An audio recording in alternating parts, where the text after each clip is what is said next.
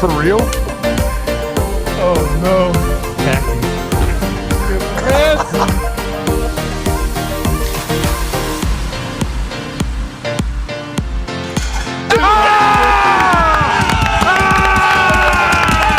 Let's go.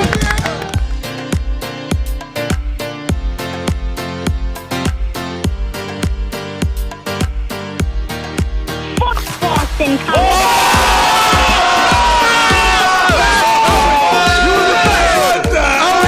State of OH! Today.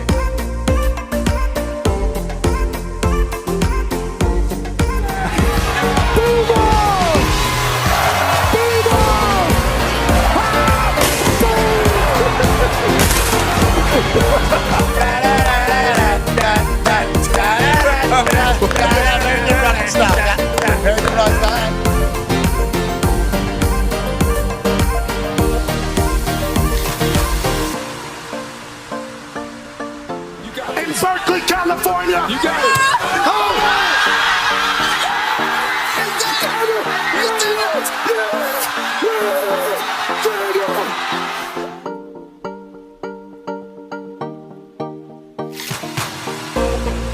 This one's for three. AJ Hawk, $5,000.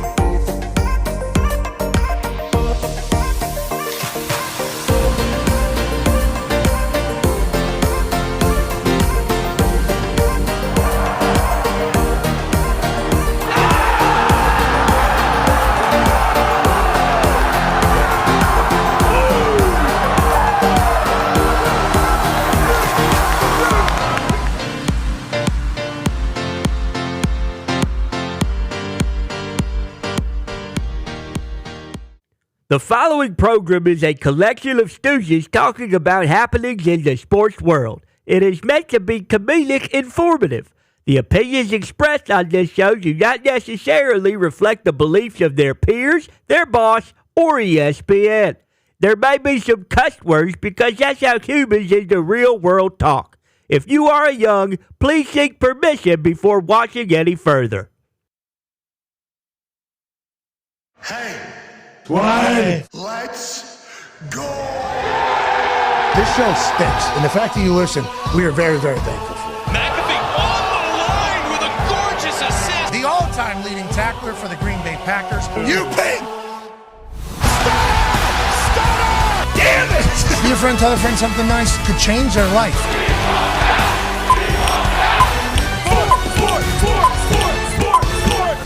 Hello, beautiful people, and welcome to our humble abode, the Thunderdome. on this Wednesday, October 15th, 2025. This program begins now.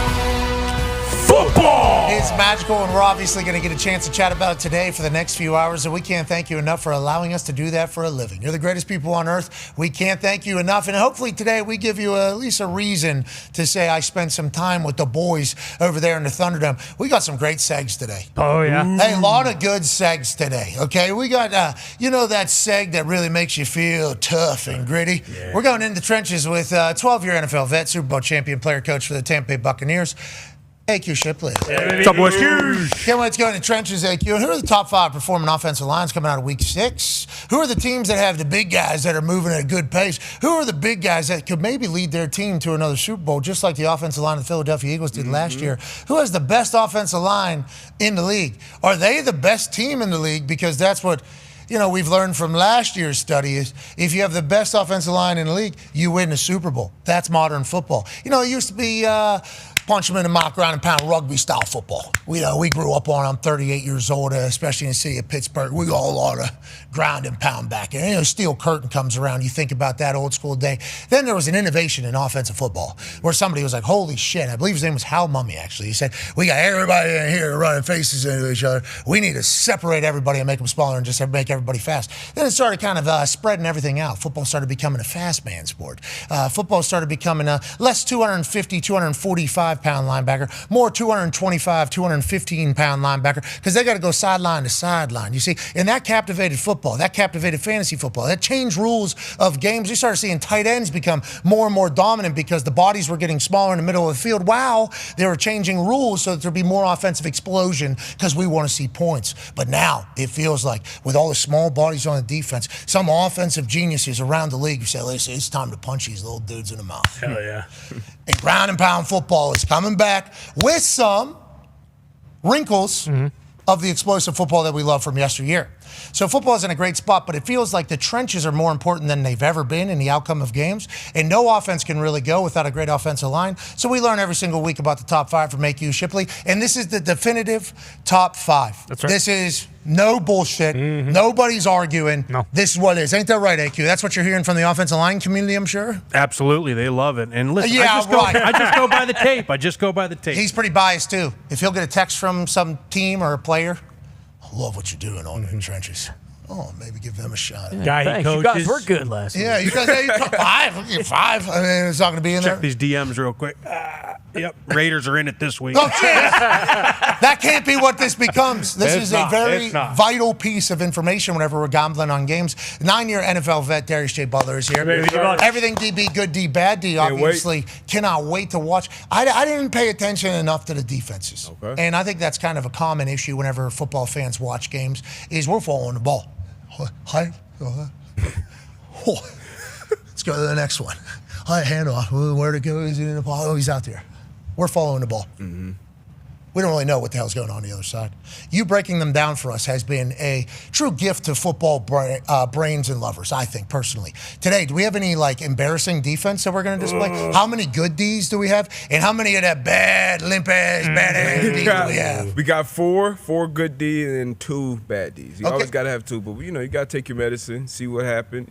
We all did it in the film room, and then you go move forward. You learn from it. How are defenses performing this year? Oh, it's hard to say. It's kind of a week to week, just with the matchups. It's week to week league. Sometimes it's damn near 30 interceptions. Sometimes it's 15. You have forced fumbles. You have all types of different things that you can grade them by. But once I put a grade out, once I put a grade out and watch the tape, I move on. Okay. I don't go back and, Yeah, see, what? There's a little slight shot from 9-year NFL vet right there to certain maybe grading systems out there. And that leads right into what I would like to talk about today because, boy, it is a hot topic, is it not? The Talks the Table at Boston Connor and at Ty Schmidt. Stats from one particular company are coming under fire right now. Oh, man. Ty, now there's been a select community that has been anti-PFF for a very long time. Okay, very vocal. Since the beginning of PFF, there's been people that say, nope, hate it. Hate it. Need to see a denominator. Hate it. Hate it. Hate it. Okay? Stats kind of taking over football was something that a lot of people hate.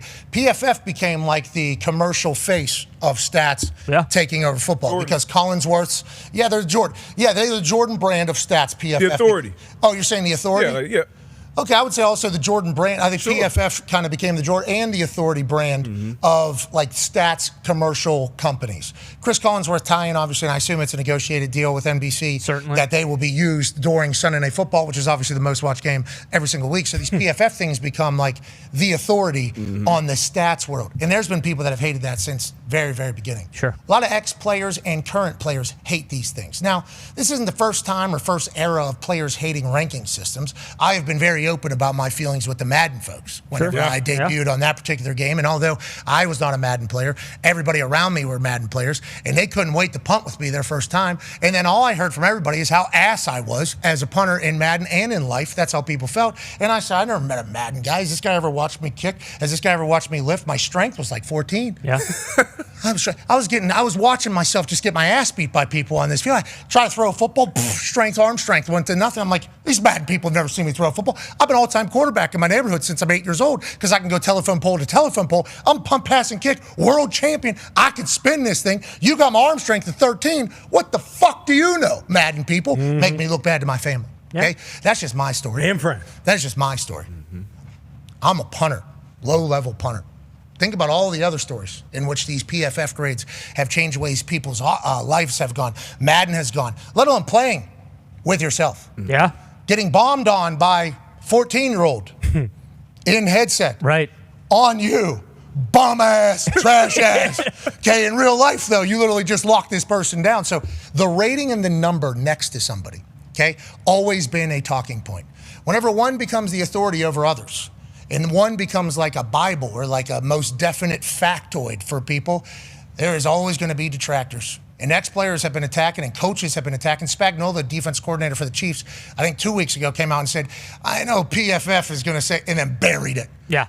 Chris Long, Super Bowl champion, hit a dinger of I'll say a PFF take on his most recent podcast.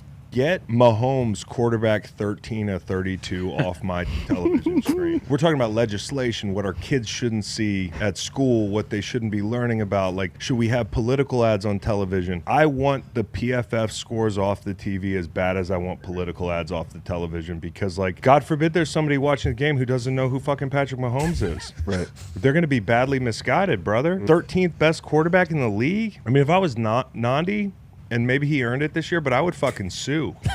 I'd be in Chris Collinsworth's backyard, dude. Yeah. You know what I'm saying? I'd be at the window. Right. Like, what the fuck? You can't do that, dude. You can't do that. That's at the very beginning, too. Like, at the very beginning, they're straight. Hey, let's introduce you to these characters. Yeah. Okay, here's Nandi, 119 judged. He's the worst. Okay, and it's not like golf. You don't want to be the lowest. Okay, he is by far the worst. Patrick Mahomes, middle of the pack. Okay, just average. It's kind of middle of the pack here, go around. Then there's people that somehow, there's like more than 32 starters, and they'll somehow put you in there and they'll be like ranked 27th out of 33 or something like that, or 33rd out of 30. It's like you're really burying these people on things that you might not know all the information. And I think that is why players hate it so bad. And coaches say, hey, I'm actually the one that told this one player on this one particular look to leave his person and go. It was our decision to do that. Strategy. You know, we're trying to mix it up a little bit. You can't imagine PFF trying to judge Troy Polamalu. Yeah. Okay, Troy Polamalu had no rules. He's everywhere all the time. So PFF would just have to say, well, he's actually cover 3 here, so he's supposed to get this deep third. And he left his deep third, so that's actually a downfall. He does get the sack where he jumps over an offensive lineman, but his actual job on the play was to be deep third. So they could have got bombed on if he didn't jump up. It's like those types of conversations being able to exist just completely defeat your argument that your rankings are definitive. And the fact that it gets showed in the biggest game, I like the players and everybody starting to kind of stick up for it. And there's always been a little anti-PFF out there. Oh, yeah. Oh, yeah. There's always been I was PFF punter of the decade. That's right.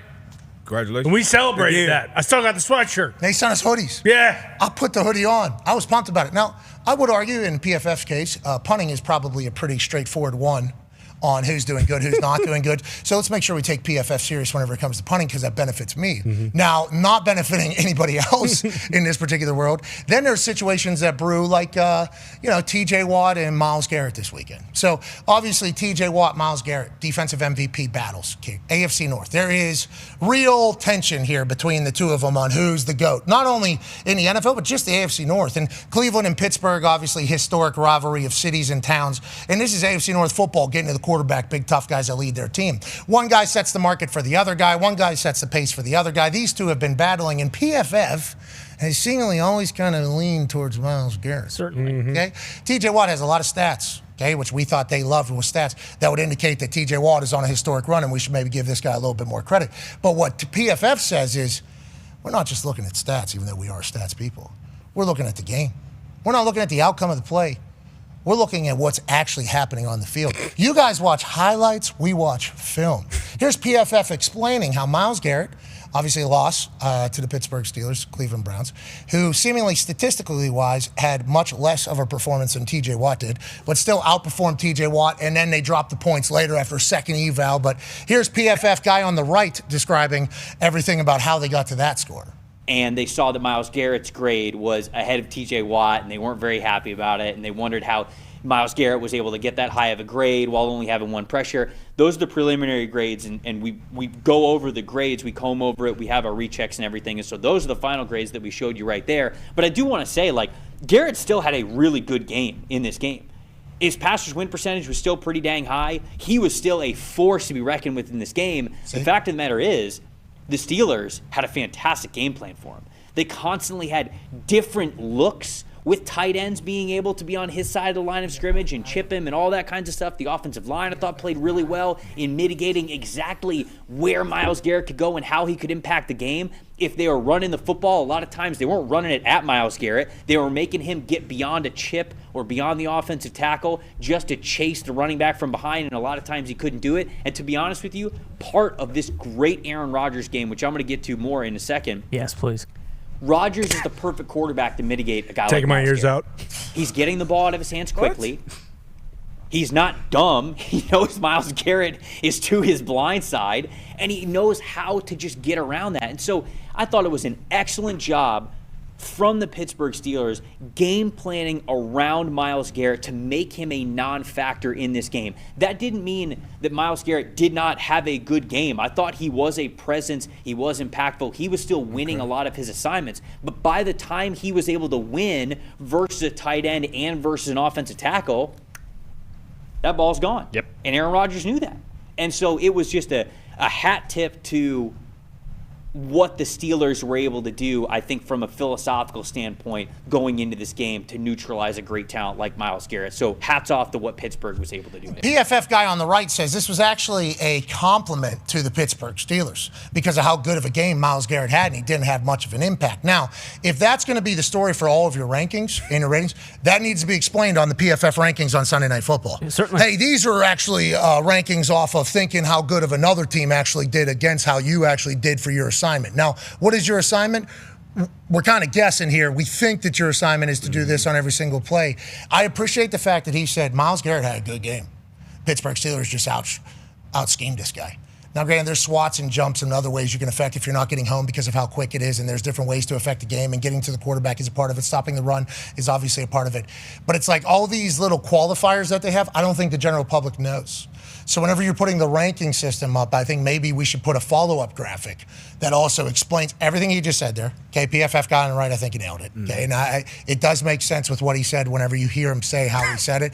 It just doesn't make sense that you guys are giving actual rankings without everybody understanding it. This is a compliment to the offense as opposed to a slight against T.J. Watt. Yeah, I mean, it's just tough. Whenever you put a grade, like you said, whenever you put a grade on something, it's tough. The only people that can truly grade it are like the coaches and the players, like position coaches, coordinators, because they know exactly what's going into it. And I kind of understood what he was saying. It's kind of like a Revis type guy. If he just locks down one side of the field, and you can say, oh, he didn't have any PBUs or any tackles or any interceptions. He didn't impact. Or this guy had one interception, and you could say, okay, this guy impacted the game more. But it kind of put my mind in the pretzel as well. I mean, it's a great job. Keep doing your thing. PFF, I think it is a good tool. I think it is a good tool. You could definitely use it along with watching the tape and watching the games and doing shit like this. But it's a time and a place for it. Sunday Night Football, I understand the business relationship there with Chris Collinsworth. But, that's you can't have – I agree with Chris Long with his sentiment. Take it off my screen. That was awesome. Chris Long really laid it out perfectly. God forbid somebody's never seen the game before. Mm-hmm. Patrick Mahomes, this is the best player this is our guy right now. Hey, the guy who eats ketchup in the middle of Kansas City, seemingly nice to everybody.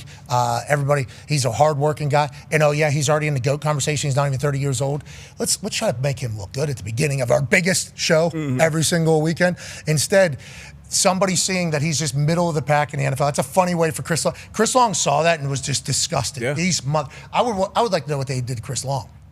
I assume there is a deep-seated either Chris Long story of a ranking or somebody that's very close to him ranking. He comes from a football family, obviously the long football dynasty, but I appreciate that everybody's kind of spinning against it right now. Well, and I think a big issue, like whether people wanted, like stats is such a big part of like the NFL and people who aren't in the NFL that want to talk about it now that maybe it wasn't 10 years ago. But think of like how this affects like legacies. Like we were talking about, an agent or like a team bringing this up in, like a negotiation. It's like, well, PFF has you as the 119th of 119th tackle. But in terms of like MVP votes and stuff like that, like there are a lot of people out there who are very like analytics driven, and the NFL has kind of already co-signed on this stuff. It's on Sunday Night Football. So, like, there are definitely people who look at this stuff and it's like, okay, well, Defensive Player of the Year. Like, look how many weeks, Myles Garrett had a 92 rating or higher. So it's like, whether you like it or not, like, this stuff is absolutely also influencing all pro votes. Yeah, like contracts, everything. Legacies, life. Yeah, exactly. Day-to-day life for people. I mean, it does affect a lot of things. Once again, for the punting rankings, I think they're pretty spot on. Just if I had to guess, they watch every snap. Straightforward. It used to be. I thought the angle was too. It used to be scouts, like old scouts watching film that didn't want to wait to either become general managers. They found something that was good for them in the media lane, which is like how you would evaluate and how you would judge tape and score tape and things like that. It's like PFF guy on the right there. Was he? Because the guy on the left, I don't think I knew him either. That is, is it Trevor Sikkema? Trevor, yep. Yeah. PFF Okay, was he a scout or something? I'm not sure. I don't believe so. Okay, so that used to be the thing, right? PFF had old scouts that would come in there. I think that was like the big selling point. So I think for a lot of football fans, NFL fans, it's like, hey, these are the actual people that were doing the judging of things. So if this is how this is going to go, this is how it's going to go. And AJ Hawk has texted us, you don't win assignments in football. Okay, that's what he just said. So he's picking apart that particular answer, but that's always going to happen with stats people and football people. AQ, offensive line, I couldn't even imagine what a winning assignment looks like and what a losing assignment looks like. And I would assume PFF had you as a loser a lot, if I had to guess. Surprisingly, they actually had me winning quite often. Okay. I was so they're pretty good at judging centers. I was a technique guy, so it was kind of easy. But to go to your point, if anybody's using that as a tool while they're watching film, they're a dipshit. I don't know what else to say about that. But here's what I will say, there's a lot of those people. There is a lot of those people. And then coaches also use this to justify their job. I'm telling you. I've seen it. What a coach will do, we'll come in after the game and be like, hey, the tackle's just he's getting run around all game. He's giving up pressures, giving up sacks. And then they'll be like, hey, this is how I can justify my job. Well, PFF had him at a 85 pass protection rate. See, that's what we're talking about. It's infiltrated. But that's where you go use it. So, say, hey, I want to go and watch all the – just like we used to do cut-ups, cover three, single high, or match zones, or split safety fire zones, and I could just watch that. Like, that'll help me. I don't have to go and watch every play. Hey, I just watch these two zones. I just watch simulated pressure. I just watch that. And that can help you from that standpoint. Or like a quarterback, where's his heat map? Where does he like to throw the ball? Does he like the between the seams? Is he stay away from the middle of the field? Does he like the sideline? So, it can help you kind of cut down the time part of it, but you got to still be able to watch the film. And the stuff we do, like the breakdown stuff, well, it's probably a little different with O-line, but as far as secondaries, it's only so many coverages. And based off, my experience, okay, it's a cover four. They're trying to do it here. You say that every time you break one. Yeah, but I can't say 1,000% unless, I shoot a text or I call somebody, hey, and you have that conversation and, you go back and forth. But things change so much and even the coverages that we know or the pass protections that you know inside and out can be massaged between fucking series. So it's always moving parts. So whenever anyone can get on TV and say, this is what it is, without a shadow of a doubt, blah, blah, 99% of the time they're probably wrong. Well, the duo play that we talk about, I talk about it all the time. It's double team, double team, double team. Well, if I don't have a double team on the backside and I have a backside nose guard, but the play's being run to the right, I want to lose with this guy getting up the field away from the play. But PFF might look at that and say, oh, he got beat. His guy's 5 yards in the backfield. Well, good. I took him out of the play. I want to ride him 5 yards up the field, right? Yeah. So that's where, like, the ex-scouts being in there would allegedly make up for that. And I don't know if that's still the thing. Now, I mean, I don't think it is. And even with them in there, like, for quarters, for example, if we play quarters, we say, all right, we're going to trap this one. Like 3rd and 8, they like to run a out from number 2 and over the top. So, hey, I'm going to trap 2, so I'm going to jump 2. If you're a PFF, you just watch me jump 2 and I drop number 1, but my safety is not on the same page. He doesn't get over top of number 1. That's a blown assignment for the cornerback, when in reality, they go to the sideline, the DB coach will be like, hey, what happened? This is the conversation that was had. This is what actually happened. So it's just so much that goes on. You never really know unless – you watch the tape. And a lot of times people reach out and say, this is what happened or this is what the coach told me. So being, plugged in, I'm sure these guys are plugged in somewhat to people in the buildings as well. I don't know how much the players, but I'm sure they can make. They say coaches. Because these people are infiltrating the buildings and the system, all right? Joining us now, ladies and gentlemen, is a man who's a huge fan. And I think he uses it every single day as well to grow his brain and maybe even his brand as a football analysis giver. He's obviously got the brute strength and the ball. Yeah. And he's obviously very handsome. But with the help of PFF, he's built his stats game to a level where now he's calling games every Sunday. Nice. Ladies and gentlemen, future first ballot Hall of Famer, one of the only members of the Bull Ring of Honor down there for the Houston Texans, former Walter Payton Man of the Year whenever he raised all the money for the city of Houston. Burnley owner, Espanol owner, J.J. Watt. If you could please elaborate on your PFF usage and thoughts, especially fresh out of a week where your brother got a lower ranking than Myles Garrett in a battle, in which there's a lot of legacy, a lot of conversation, a lot of tension, a lot of rivalry, a lot of everything between those two. So if you could break it down, your angle. Now, we haven't left a lot of meat on the bone with the things that we have said about PFF from a player's perspective. Now, Jage, I'm sure you have some ideas on what maybe hasn't been mentioned in this entire argument, but you have been an open, hey, we can't be putting the rankings on TV. This is not how this goes guy for a while now. Many other people are feeling empowered to maybe say it as well? Or why do you think there is a little bit of a groundswell right now where people are going, we got to change how this goes if this is how it's going to continue to go? Well, I think first things first, that conversation, the TJ Miles conversation, people want to take that and turn it into something different. I've had my issues with PFF for a very long time. Oh, yeah. I was their number 1 rated player. I had over 100 score while I was playing. They had to change the system. They literally came to me and told me we had to change our system because of how you did it. So this isn't a guy who had bad grades who's disgruntled. I literally was their number 1 guy, and I still hate it. I have to start with this. PFF has a lot of very beneficial tools. They have things, D-Butt was just talking about it. They have things where you can break down plays by coverages, where you can cut down the film to, I just want to see runs to the right side under 5 yards. They have all this really good stuff that you can use. The number 1 issue with PFF by far, bar none, hands down, is their player grading system and the fact that they project it everywhere, including nationally televised games on Sunday night where everybody's watching. And they make it underneath the rankings where it states as fact 91st out of 97th defensive tackles, 117 out of 117 offensive guard. And that is a completely made up number.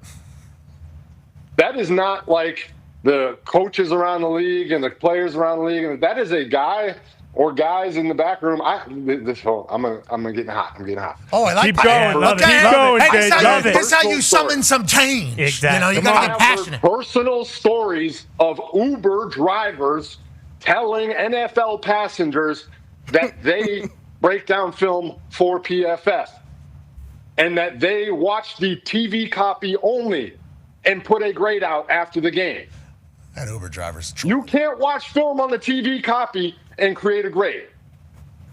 You can't break down a person's grade and know what they're supposed to do if you don't know their exact assignment. Like D-Butt just said, I know defensive line play unbelievably well. I could not go and grade a game for a player and give him a definitive grade without speaking to him, his coach, the scheme, everything. It's just a fact. PFF has a ton of great stuff. Player grading sucks. Stop putting it out. Hell yeah! And a boy, Jay. Well done, Jay. Well done, Jay. He broke the system. He did. This guy broke the system. And now he's raging against it, you know? And he's saying, hey, this ain't right. You guys might have liked me, but I got teammates that you were misjudging in this entire thing. And, Jage, I think that's right. We talked about this, too. Like, when PFF was trying to make, like, a name for itself in the stats world, because there's a lot of stats coming, stats, everywhere. They were coming.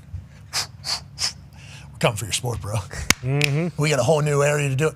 And I would like to say, as football guys and football people, we're pretty open to it, I think. You know, I think we were pretty open to the stats at the beginning. We're saying a lot of it was bullshit, but listen, there's some very beneficial things. I think this is good stuff. Whenever the coaches started making only their decisions for this entire thing and changing it all, I think we, you know, kind of started judging them a little bit more harshly for not having a feel or a gut feel or an instinct or anything like that. But PFF became the one because of the, I don't want to say the hot takes, but basically the hot takes. I think they're at the stage now where they don't have to do that anymore, right? Which is kind of what you're saying. Like, hey, you got a lot of other good shit that would be a sustainable business, I think, for a lot of football people. I think you guys have found what you guys could be and could be a real asset for. So just doing the trolling holier than thou, we know everything shit is just stupid at this stage, I think is what you're saying. And a lot of us are saying, right? I think you were even saying earlier. It's like you have great benefits for the football world within what you guys have, especially with all the information that you've garnered, with the platform that you have, with where you're at. So it's like, let's go ahead and utilize that and let's make football better. Team on me? Yes. Jage, any final thoughts here? This is kind of your thing here. This is kind of your run. I'll hold my tongue. No, you do good stuff. Just stop doing your fucking player grades, man. Hell yeah. Well said. Team on three. 1, 2, 3. Team. All right, let's move along. Other things that need to stop. We need to have great turf everywhere football's happening. Okay? I can't take it anymore. We're in 2025. We got super scientists. I watched How High. How long ago? They were growing tree in their dorm room. This one make you smarter. This one make you happier. This one will do this. The green thumbs of people these days, okay, higher than it's ever been. They're growing everything everywhere. And somehow we can't get good turf in these NFL stadiums. Now, obviously, there's some places that are fantastic. Pittsburgh, the artist formerly known as Heinz Field, now Acrisure, has been notoriously terrible, with obviously stories of them spray painting dirt and mud green so that on TV it appears as if it is grass, but it's even worse. Then a situation like this happens with one of the best kickers in the history of the NFL, one of the most surefire kickers in the NFL. He's on your team, and obviously the entire turf rolls up on top of his foot. Could have rolled his ankle, could have sprained it. Instead, Acrisure Field said, don't worry about it. You won't roll it because you have to get stuck. We're just going to slide right underneath the ball. Obviously, he doesn't hit a clean ball there. So whenever you see this type of shit, Jage, what are your thoughts? I don't know where you were on the hashtag change the turf. Is that what it was? I don't remember what the hashtag was whenever it was like turf versus grass.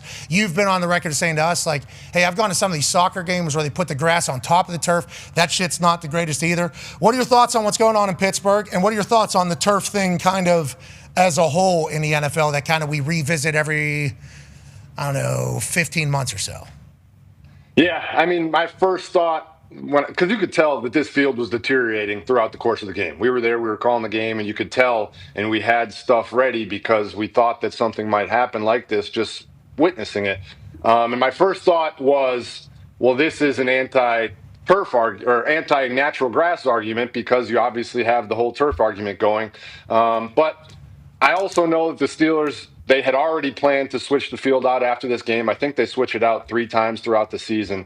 But I think Tone's touched on it before, many people have. This is what happens when you have natural grass that far north and you have Pitt playing on it in addition to the Steelers playing on it. And I completely understand that the Steelers don't own the field and everything, but like, this is a multi-billion-dollar business here, and these are the assets of the business. And I understand everything that goes into everything, but that had a chance to hyperextend his knee in a very bad way. We saw Miles Kilbrew go down earlier. You don't know if that's directly correlated to that or not, but at the end of the day, I think players still would prefer that their foot slide like that to give them a chance versus the turf where it gets stuck.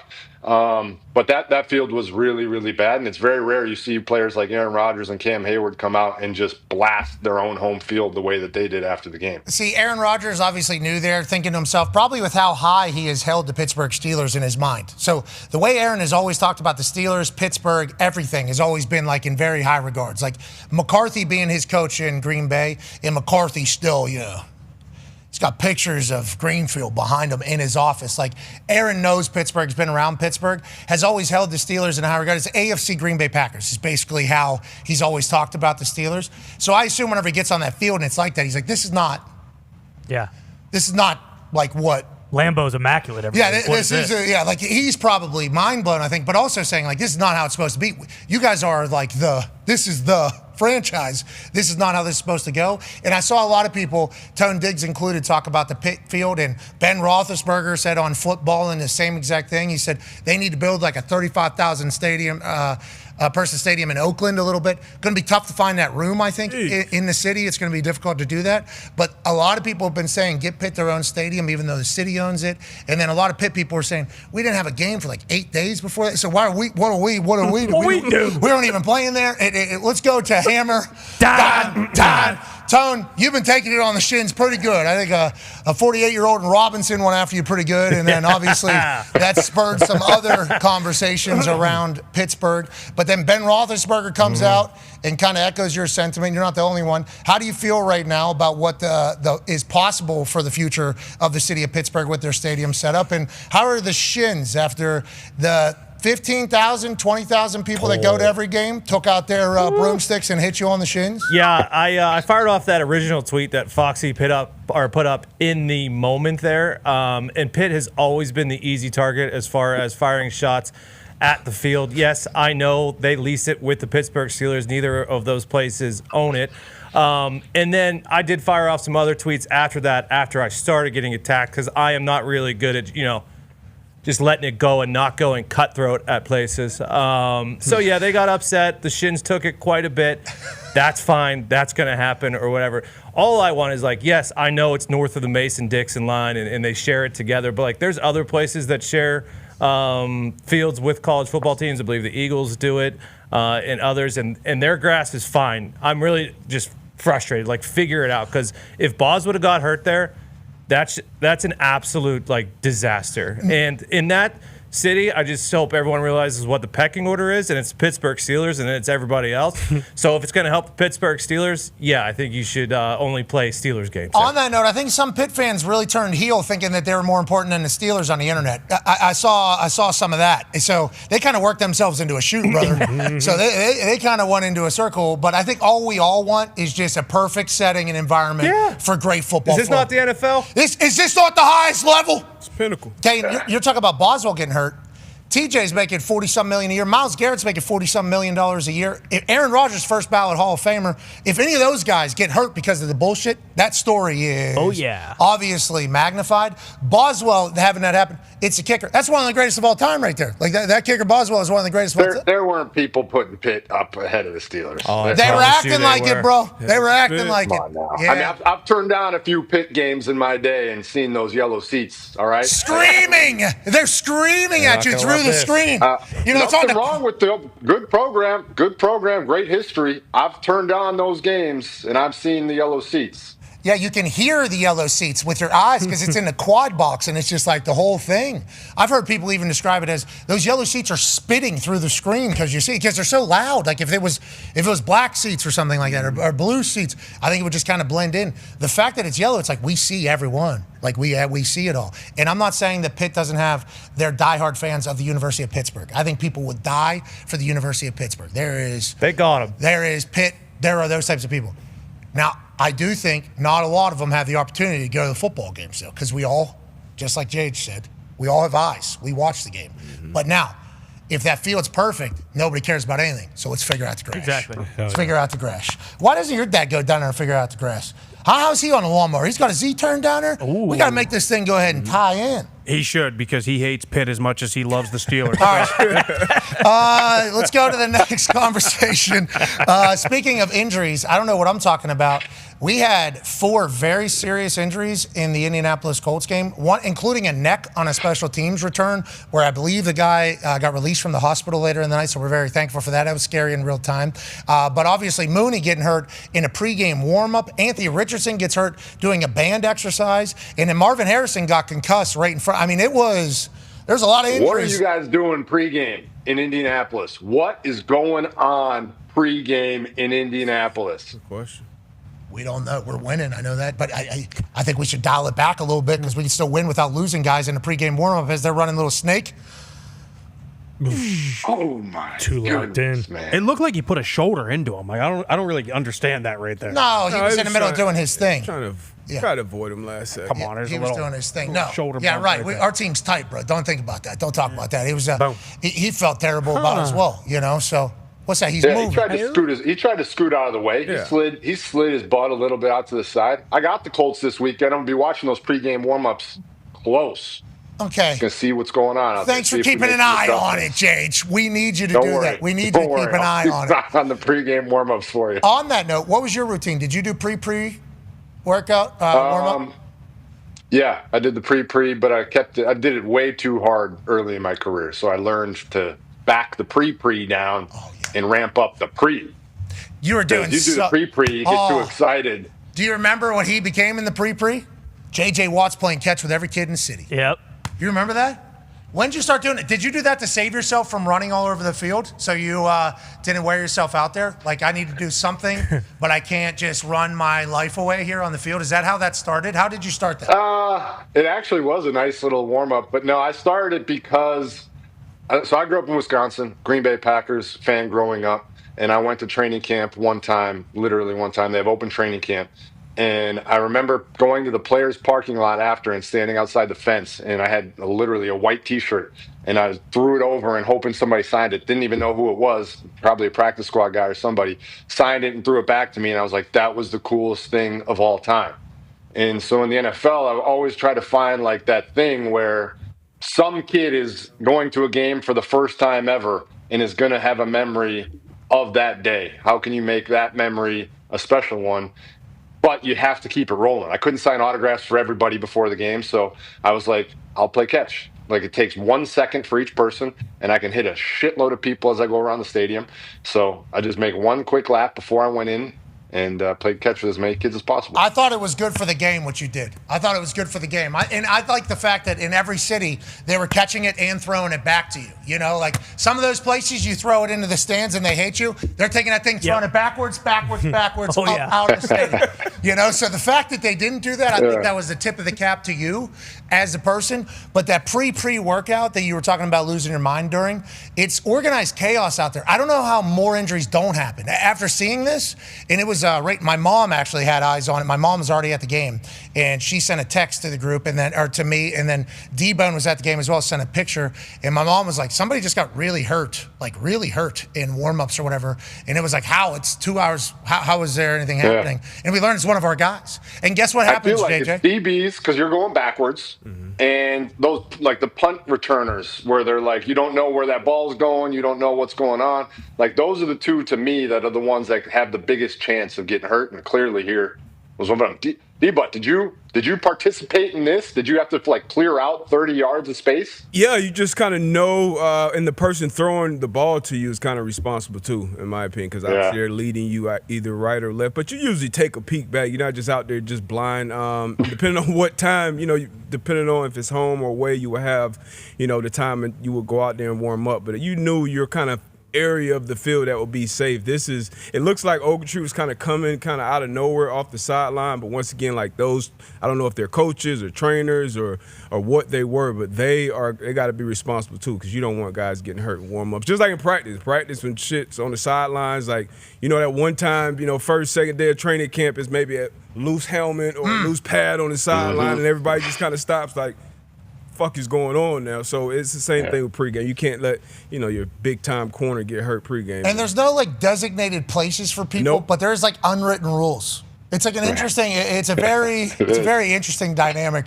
And all I know is kickers and punters, we are lowest on the pecking order. So if we find some space, we definitely use it. Okay. If you're Justin Tucker and Travis Kelce and Patrick Mahomes coming around, you just go ahead and get those balls away from their feet, because guess what? Good for the entire fucking league here not to have these guys get hurt on your kicking balls beforehand. I just like that to be known. Like, that's where kickers, punters stand from. But we need that. That's when we need that field. Because for punters, were you ever the guy that went out and like in between the cheerleaders was practicing, like right before the kickoff or after halftime? No, I thought if you got in the middle of there, okay, you were really trying to work on something. For me, I thought mentally we could get some work done on the side. Definitely hitting while things are happening, though, at the halftime show. There was some preseason game where it had to be, I was punting in it, I forget what year it was, but the other team's backup punter, okay, so because you got preseason, you got backup punters. Oh, yeah, I guess, yeah. Guy, I think he hit somebody that was in the halftime show. In the thing, yeah. I got called in, asked about if I saw what happened, yada, yada, yada. Oh, no. I was like, I did see what happened, yeah. In that Who called you in? Because it was at our stadium, and the email that got sent was from a parent. There was like a band contest or something happening in the city or something. High school band deal. Yeah, it was like a big deal, and the person that sent in the email was like, talked about how hard everybody on that band field worked to get to that moment, and everything that was put into that, and the sacrifice, like really laid it in. I mean, it was, I was told to read it. Why did I get this? Is what I was told. And I was like, oh, I saw it. Yeah, it was not good. Yeah, it was a shank completely. Like, because in those moments, you can't be shanking into the, because if you're kicking, like I've done a punt, halftime show, big halftime show, and it's like you're really rolling the dice every time. It's like that's real pressure there. Let's see if just got out of the fucking locker room, a little chilly here. Gallery. Got a $100 million artist right here. Okay, let's not hit a shank left right now and just take somebody off the thing. But you got to get your work in, too. Like, I'm trying to do my job, too. Like, I got to do my shit. You actually broke my finger pregame. I just remember. Well, that's on you, brother. That ball was coming down from the clouds. Right here. You zoom in right there. Just. What, that's me? Oh, no. Yeah, that's you. No. Yep. What happened? Middle finger, too? That's a good one. If I was getting any of them, I'm happy it's the middle finger. Somebody, I think, backup punt return either went down or was inactive. So Mitt's dad came up to me and was like, hey, gonna need you today, just back up punt return. Have you done it? No, never kick returner, but sure, I got out there and catch a couple. Yeah, go catch a couple from Pat. Bop! My God, then went in there, had to just splint it before the game. It's tough, man. I think it was before Rams. The game they killed us? Yeah. Oh, man. That might have been did you have the halftime, like military? Yeah. Yeah, that was a rough one. Yeah, it was a rough day. Yeah. Chris Long. I was bombing the ball, though, man. That one, Tavon Austin took one back 98 that game. That was a perfect punt. Just Tavon Austin takes it to the crib. I bet karma for breaking my finger. You broke your finger? Yeah. I didn't break your finger. That's on you, brother. That's you. What you think you were top 6 probably, right? Hands on the team? I was 2. I between 2? 2 and 3. Yeah, we had right. Reggie. Go on. Then probably me and T.Y. probably not coming. Then you were probably 4, 5. Oh, okay. Yeah. JJ, you know what that's JJ, okay? Shane Leckler, hands on the team. What do you think his hands were? You think they were top 3, top 5? No. Catches the ball every time he goes on the field. Every single time he goes on the field, he catches the ball. Yeah, we had John Weeks tossing it back there. It was put exactly where he wanted it. The lace was right where he wanted it every single time. Weeksy was an animal. Weeksy's this tall. Weeksy is still playing San Fran, still right? doing it. Yeah. It's out there in San Fran. Maybe, 20? How many years is this? It's got to be. It's a lot. Jeez. He was unbelievable. Incredible. He's so small. I cannot believe that those guys can snap the ball 14 yards and still decide how many rotations to get the laces up. That blows my mind. That's unbelievable if Weeks can do that. I don't think there's a lot of people that, your guy could. I had a couple of different snappers that were very good. Matt Overton snapped for a very long time. He was incredible. He was good with laces on field goal. Who was before? Justin Snow was his name. So he actually named his kid Hunter, okay? The punter that was here for 11 years before me, his name, Hunter. So the long snapper and the previous punter, besties. We're talking best friends. And Hunter the punter was beloved in Indianapolis. He was a very good man. He's I believe he's a religious singer. He has Christian rock. He's a Christian rock band singer. Of course. Very athletic. Went to Notre Dame, I believe. I mean, you're talking about beloved here in town. And then this dumbass gets drafted in here, just complete opposite of this guy. I mean, it's just complete opposite of this human being. I get a public intoxication, obviously, my second year. Hunter the punter, yeah, right. This guy, literally Notre Dame, Christian singer, beloved in the community. We're talking about going to hospitals every single day, like Mother Teresa type stuff, this guy. So the long snapper names his kid after him. And then I get drafted to come in here, just fucking animal. Justice Stone didn't talk to me for like 6 weeks. The only time he talked to me, he's like, where was the snap? And I'm like, I blacked out, I don't know.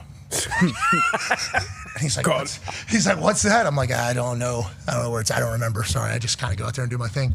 It must have been good, I guess, because it was a good punt. I don't even know. So that guy hated me for a while, but then we became best friends. He was really good, strong, handsome guy. Long snappers are an interesting job. 2 mistakes, you're fired. Yeah. All the time, just looming. Yep. 2 mistakes, you're fired. Weeks still doing it is incredible. Speaking of still doing it, 2 old guys are battling in the AFC North. Kind of unexpected matchup here, but obviously going to be a great one. Go ahead, Con, man. Yeah, Jay, it's 2025, it feels like 2015. What are you thinking about the Rodgers-Flaccos? I believe someone, might have been Cam Hayward, dubbed it the Icy Hot Bowl during Rodgers' press conference yesterday. What are you thinking about tomorrow night? All right, Harry Potter over there asking questions. Love to see it. I think it's going to be interesting. Short week. Last week we had the Steelers, and coming off a bye, Mike Tomlin's 14-4 against rookie quarterbacks. Mike Tomlin's 26-6. I believe, if I'm not mistaken, his Thursday night record, specifically against divisional opponents, is not very strong. 0-6. No. Is it really? 0-6. Yeah, 0-6 on the road very strong. In the division. Jeez. Yeah, that fits that category. But I know Trey Hendrickson's possibly out here. Broderick Jones played a really good game this past week with a very difficult assignment in Myles Garrett. The Steelers just know who they are right now. You can tell that they know how they have to play these games and win these games. They're going with this XL personnel on offense with Spencer Anderson stepping in, Darnell Washington, and they just block well, run the ball, and then set up these throws where Aaron's taken a ton of underneath throws, and then every couple times throughout the game, he takes those deep shots. That throw to Connor Hayward was vintage Aaron Rodgers. He's got the DK throws. He missed one super deep one to DK where DK had burned the corner. So they just know who they are and how they have to win games right now, and their defense has finally started to figure it out after the first 2 games where they struggled. But we all know how it is. Going on the road is tough on Thursday night, even if it is close like Cincinnati. The Cincinnati offensive line, it feels like this is a short week, and you're not sleeping much knowing what's coming on the other side and how you have performed thus far. Joey Flacco, though, can get that ball out quick. PFF said it. Sometimes quarterback can have a scheme that's so much better than everybody on defense, even if they're winning their assignments. Yeah. Because their assignment could be go left, and that's assignment. Check the box. 100% on assignment. Ain't that right? I mean, Joey Flacco, the Browns have not scored over 17 points in 11 straight games. Joey Flacco goes to the Cincinnati Bengals, scores 18 points in the first game. Like he's like the throwing of the. We're calling that game, and going into the game, both teams all week long had said Quinshawn Judkins is the key to this game. He's a dynamic runner, really can do everything, explosive, will run people over. And then they throw the ball 58 times. I think they got sacked on 6 of them, so it looked like 52. But they just didn't get the run game going at any point. You can't abandon the run. This game wasn't really out of reach until like the fourth quarter. I mean, maybe end of the third, but they just were chucking the ball all over the yard. And yes, I know there wasn't a lot of success in the run game early, but for them to be successful, specifically with a rookie quarterback, you have to try and get that run game going, and they could not do it. It feels like everybody has to get the run game going. It's 2025 football in the NFL. Yep. There's two teams at the top, though, right now. Okay, I don't know if you know this, Jage. There's two teams that are 5-1. Pittsburgh Steelers 4-1, early bye week. They might become 5-1, but there's currently two teams 5-1. Representing the AFC, the Indianapolis Colts, of course. Yeah. Okay, everybody knew that's how that was going to be whenever you forecasted the season and training camp after week 6. The Indianapolis Colts could be the number 1 seed in the AFC. You know what? Give us the Hunt Trophy. Go ahead and just give us the Hunt Trophy. It's great to be here, Jage. By the way, thank you for asking. Indianapolis fans are very happy about how we're playing. In every mic'd up thing that gets released, we're a cool team too. So I mean, everything's going good here. Good. I love the Daniel Jones mic'd up. That was great. Which one? The one where he's talking? Which one do you like better? I like both. At first, I saw the one where he wasn't talking. That was great, and then I saw the one where he's talking. We have them this week. I'm very excited. I haven't been able to watch much of them, so this week watching the film, I was really looking forward to seeing what the Colts look like. And I've had this thing in my head where it's like Danny Dimes is managing the game. He's just taking what's given to him. And then I flip on the film. Yeah, right. And he fires this dart into Alec Pierce in the red zone between 3 dudes. And I'm like, he is not just managing the game. He is firing. Hey, brother, watch that Broncos game, dude. They blitz him like 73% of the time or something like that. You're talking about moving into pocket, eyes downfield, and throwing seeds. Every ball is a good ball. Every ball is the right decision. It's like, remember the string that they won on at the beginning of the season with no turnovers and just touchdowns, basically. They didn't punt for like 3 weeks. I mean, it has been very good very early with Shane Steichen's offense and Danny Dimes. And my source says, tell me that Danny Dimes lives in the building. He is in the building. He's a 5 a.m.er. So he's in there 5 a.m., and then he stays till the end. He's trying to build relationships with everybody. Obviously, he's only on a 1-year deal with us. But everything you want from a lead quarterback, he has been. And I think if you ask the people in Indianapolis, they're like, we got to go back and watch the film of him at the Giants. What we need to see if there was... Is this the same guy that was at the Giants? Because they believe that he is the perfect guy. Like, everything that was said about him, there were people on his side coming out of the draft. Like, hey, this guy worked with Manning's people. He's more athletic. He's smarter. He's tougher. He can run faster. Yeah, all of those things. He's doing right now at his highest level. And I think the Colts people are like, we got so lucky that it did not work at the other places. And we're riding that wave. On that note, there's a team down in Florida that's riding a wave of a guy who didn't work in a couple other places as well. Go ahead, AQ. Yeah, Tampa Bay's 5-1. They started the season without Tristan Wirfs and Cody Mock, the right guard. Then they lose Gadecki. Then they lose all of their receivers. Bucky Irving's out. Chris Godwin comes back, then he's back out, right? Baker Mayfield has been incredible. How is he able to keep this team afloat? I love that.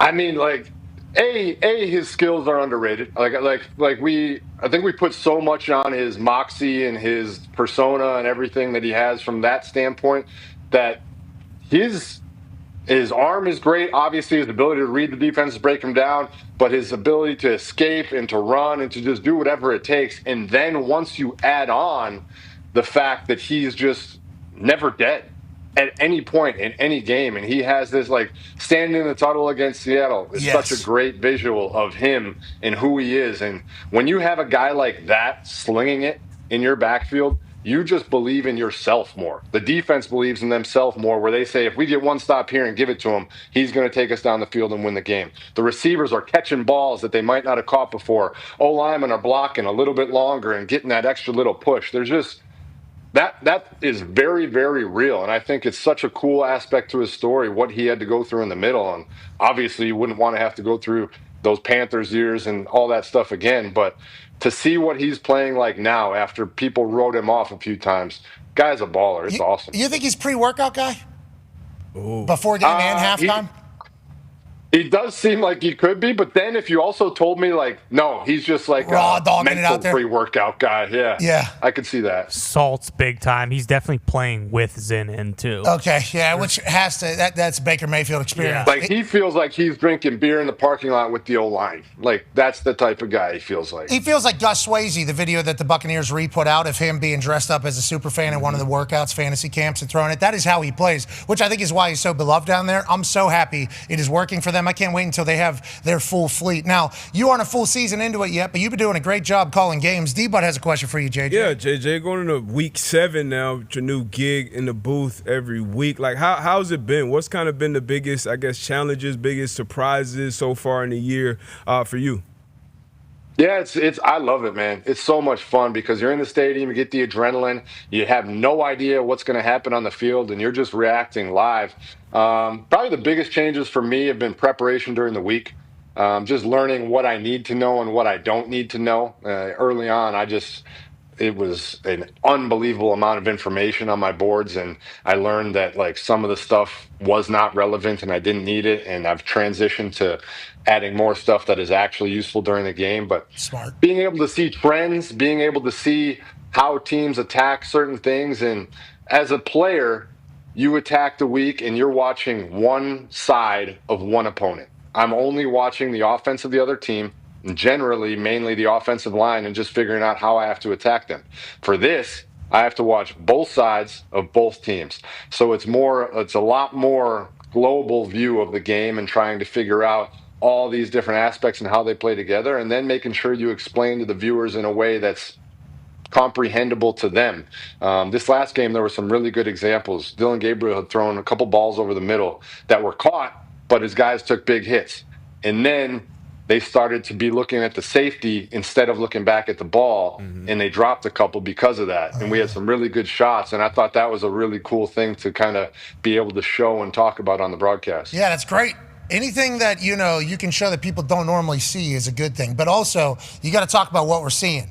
Some of these booths become super experts and talk about stuff that's like super niche.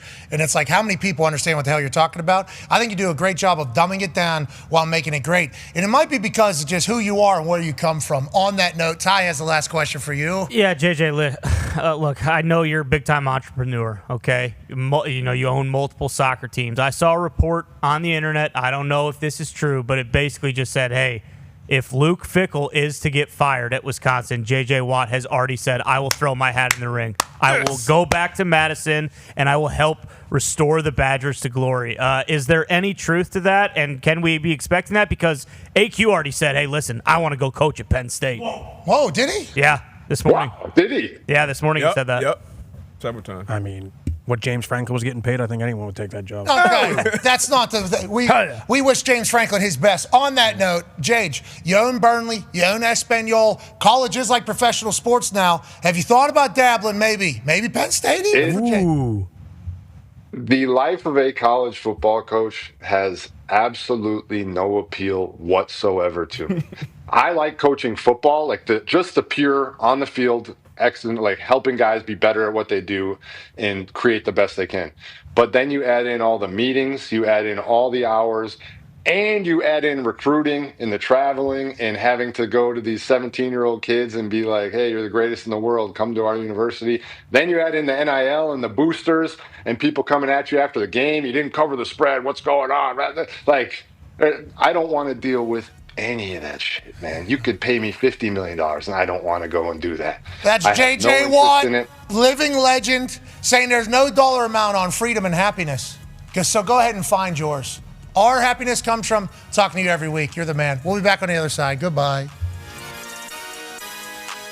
But it is great to be down here in T-Town, Alabama. Now, let's do a little history here, shall we? This is, what's your name?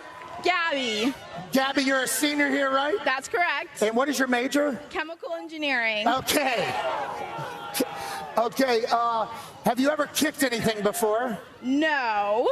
Okay, but you said you want to do it, not get somebody else because... Yes, because I camped out for so many hours with my friend, and I got lucky enough to get picked, so let's go for it. Yes! Yeah! Yes! All right! We love that, Gabby. $300,000 if you make this kick right here, Gabby, okay? Oh, my gosh.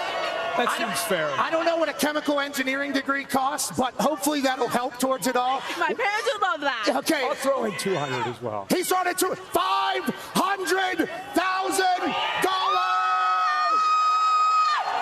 All right, Gabby. Okay. Good luck. We're pulling for you. 33 yards. All you got to do is make the kick. Good luck, Gabby. Okay. Thank you. Any final thoughts? I love you, Mom and Dad and brother. Love that, Mom and Dad. Hope you have a good time. Ladies and gentlemen, Gabby Mathis, chemical engineer, senior here at Alabama, will attempt to win $500,000. Oh, it's come to this, huh? It's come to this. It's come to this. why'd you smack me in the face? Kirk just smacked me in the face. How about this? How about this, Gabby? If Kirk Herbstreit can throw that football through those uprights right there, we'll give you $300,000. Are you okay with that? $300,000. If Kirk Herbstreit can throw it through those uprights, former Ohio State quarterback, no warm-up, full suit for Gabby.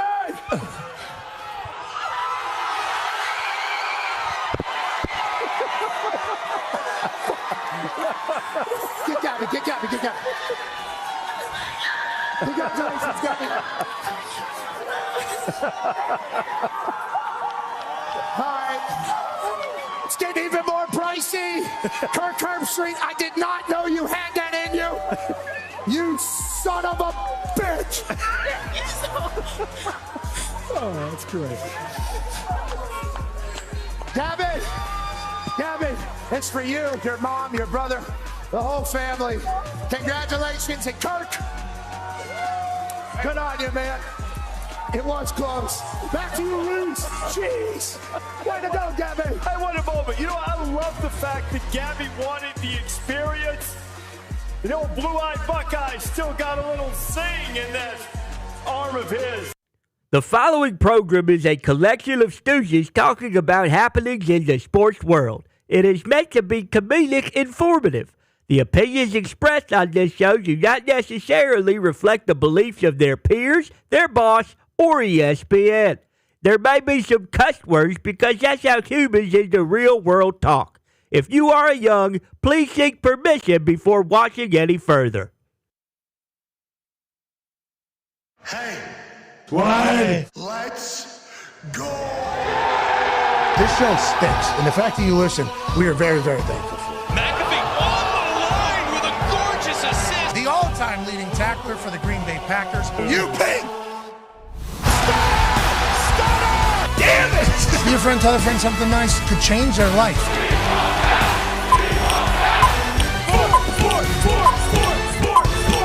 Hello, beautiful people, and welcome back to our humble abode, the Thunderdome, on this Walk Wednesday, October 15th, 2025. Hour 2 of the program begins right now. Football is magical. I like that we had a little delayed cadence there. The boys are here at the Talks table at Boston Connor and at Ty Schmidt. Glasses are awesome, Con man. Thank you. Appreciate it. You need to know that. You look very cool with those. Blue light. No more blue light in the brain. Get it out. Okay, I like that play. I like that move because it does affect you, I think. You know, Definitely There's nights because we live on our phones. We all have to, basically, because in the daily show world, we have to know what's going on everywhere. Yep. Okay, try to at least. And whenever we get it wrong, we're right in the fire because we're wrong. So we try our best not to be. So to do that, you have to be on your phone a lot. You have to be scanning a lot. You have to be scouring a lot. You have to be seeing a lot. You have to be doing all that. There's some nights where I put it down, I'm about to pass out, and my entire head just feels like there is like an orb inside of it, just like that's going to affect us long term, I assume, at some point. Because the blue light glasses, they had their quick run, remember? Yep. Because it was almost like those little wristbands that they sold back in the day that Puka brought up to us. Oh yeah. T's and P's, but the wristbands back in the day were a little bit of a hustle. That's what it felt like. Hey, you need to wear these. You need to wear these blue light glasses. You need to wear these blue light glasses. You're going to go blind. You're going to go blind. And then everybody just stopped doing it. I still think they serve a pretty vital purpose. Yeah. And if that's what those are, you look very cool in those glasses. They got good shapes in them, Bob. Yeah, it was more so just like 12 years of one-a-day contacts. Like I was just done with it. And then I thought about You were doing one-a-day contacts? For 12 years, yeah. So I was at the point where I couldn't do it anymore. And then, I went to the eye doctor. I inquired about some glasses.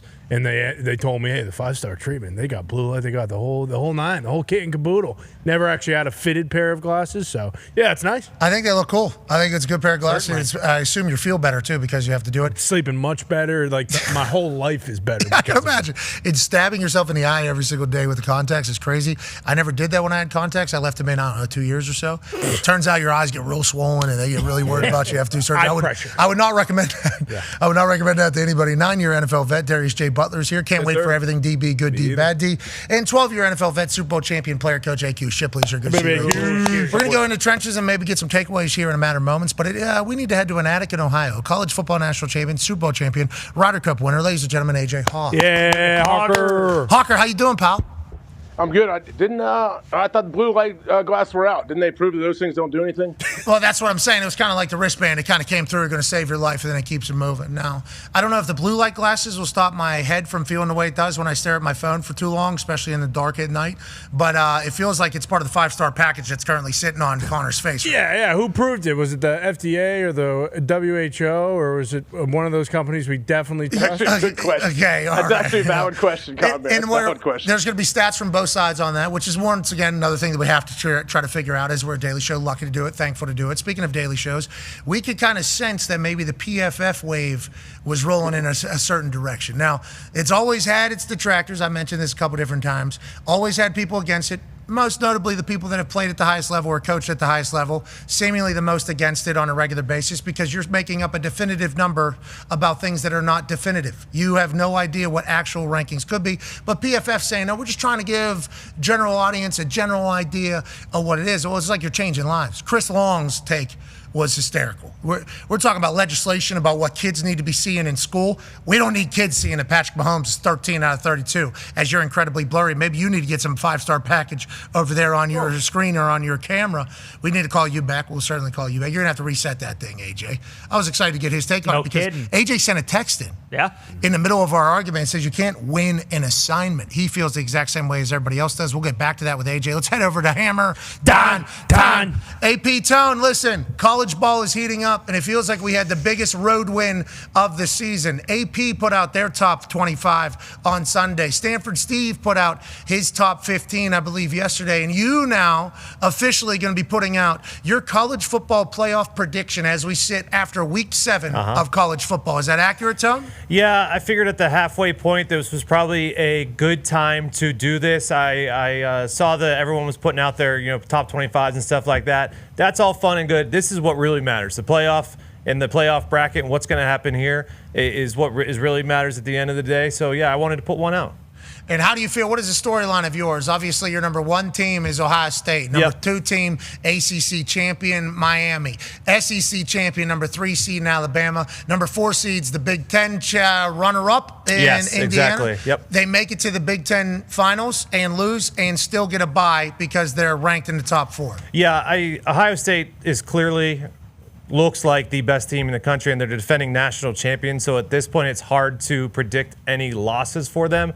And then IU, if you look at the schedule, there's a real good chance that they win out as well. So I figured if they both get to the Big Ten championship game as undefeated, obviously the winner would be number 1. And then I have a hard time dropping the loser, an undefeated regular season loser, and punishing them for losing the Big Ten championship game out of getting a bye. So that's why IU would go from, they'd probably be 2 or 3 before the game and then drop to that 4 seed. Congrats to Texas Tech with a huge win in their conference. USF is the Power 5 that makes it in at 12. Notre Dame sneaks in. Much debate, though. You in your midseason college football playoff prediction here, you didn't put what conversations led to Notre Dame making it in. Was it massive debate? How loud did it get before they made it in? Well, obviously there is a huge one this weekend between Notre Dame and USC, which is an absolute must-win for Notre Dame because after this, the schedule is not super tough. So if you win this weekend against USC and win out, it's very, very hard to leave out Notre Dame with their 2 losses would be to Miami, who's potentially undefeated at that point in the season, and then A&M, who I put at 6 instead of 3 because in this situation I had them losing to Alabama in the SEC championship. So if your only losses are to Miami and A&M, obviously a big one this weekend for them in SC. I have a hard time leaving Notre Dame out. Notre Dame, the road looks clearer and clearer every single day. Obviously, that road can become a fast pass to the playoffs if they beat USC. I was not a believer. I thought they were going to be dead whenever it started the way it did. But now with how we see A&M doing, to your point, and how Miami's doing, those are not bad losses to actually have on the old resume. They just so happen to happen early. Congrats to Ole Miss and Georgia, where we're heading this weekend, making it in there. Obviously, you're not giving anything away there. Tennessee, Heupel's team rolling. Congrats to them.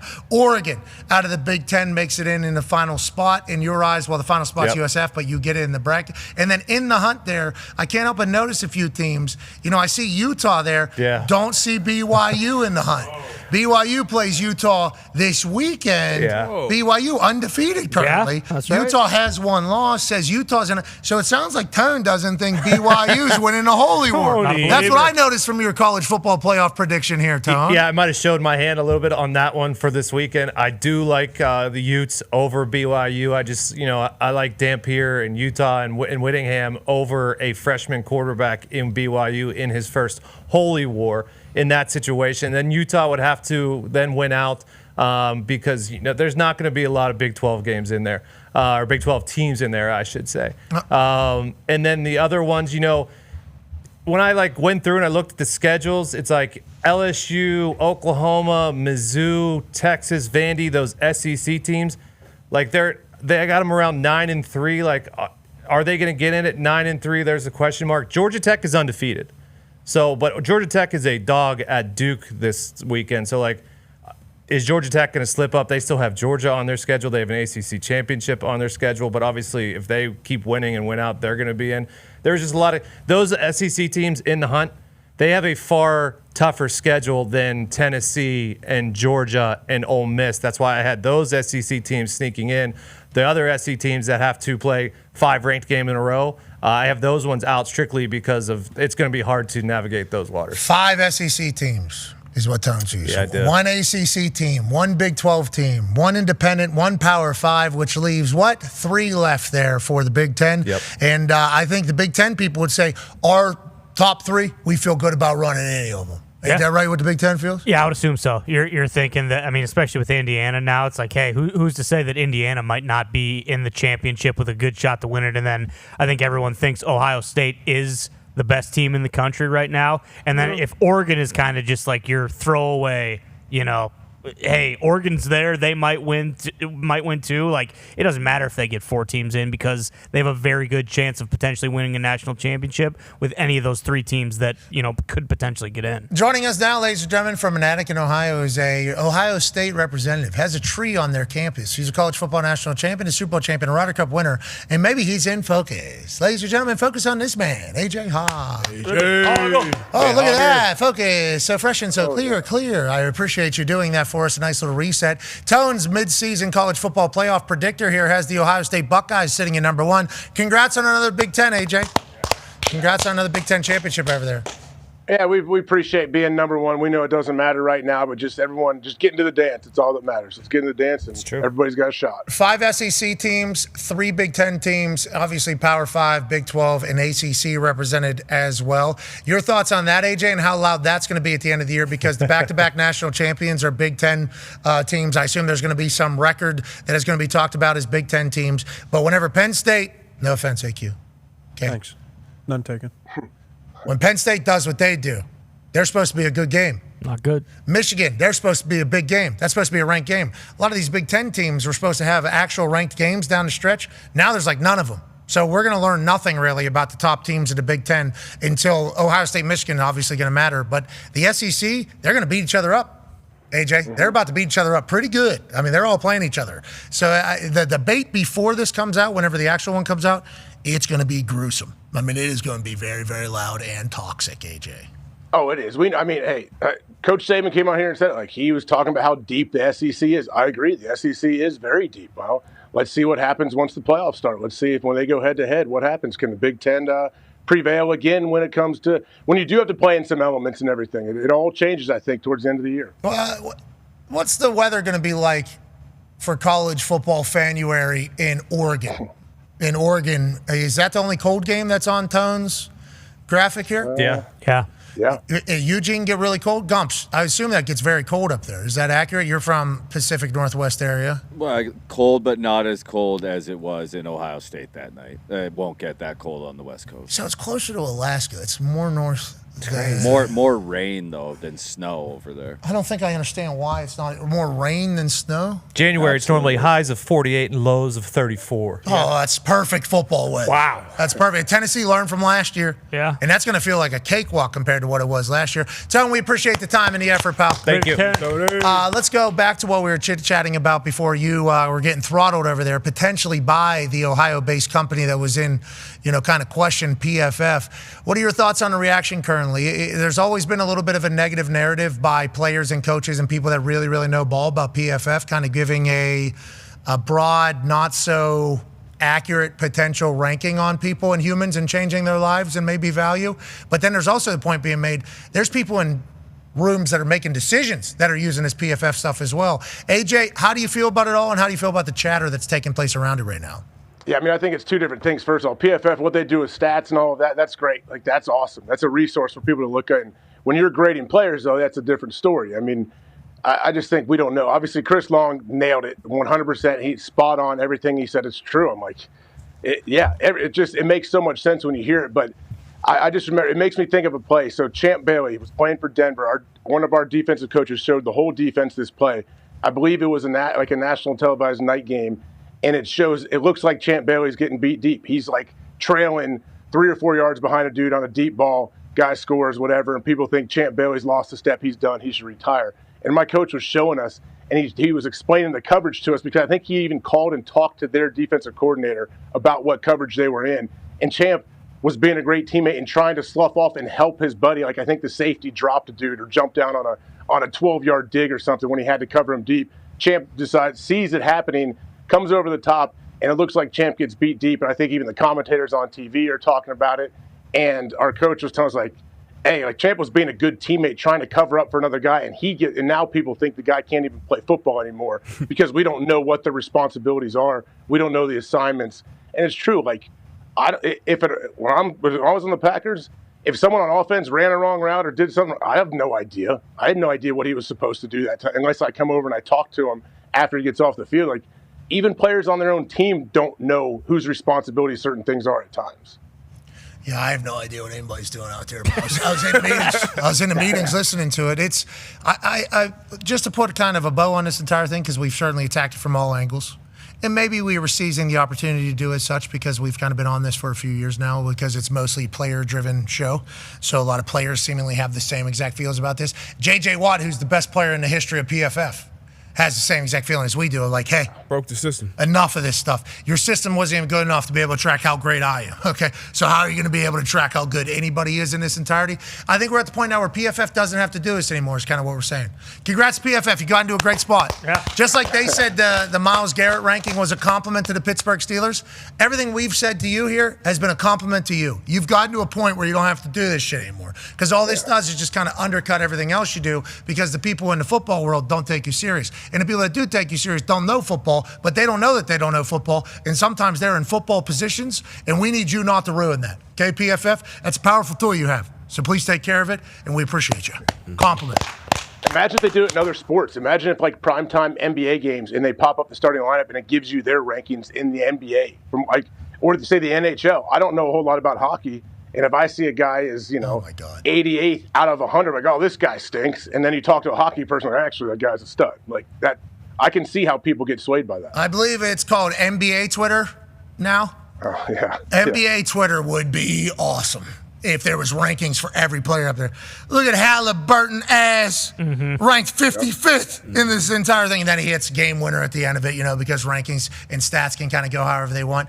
Baseball, what would be? Hey, there's baseball happening right now, right? Yeah, certainly. Last night was a huge night in baseball with a player that we certainly know well from around the program, because we had a holiday party, a Christmas party a few years back where his name was certainly mentioned and then trending worldwide because of something that was said from our Christmas party. But baseball doing it last night. Yeah, big time.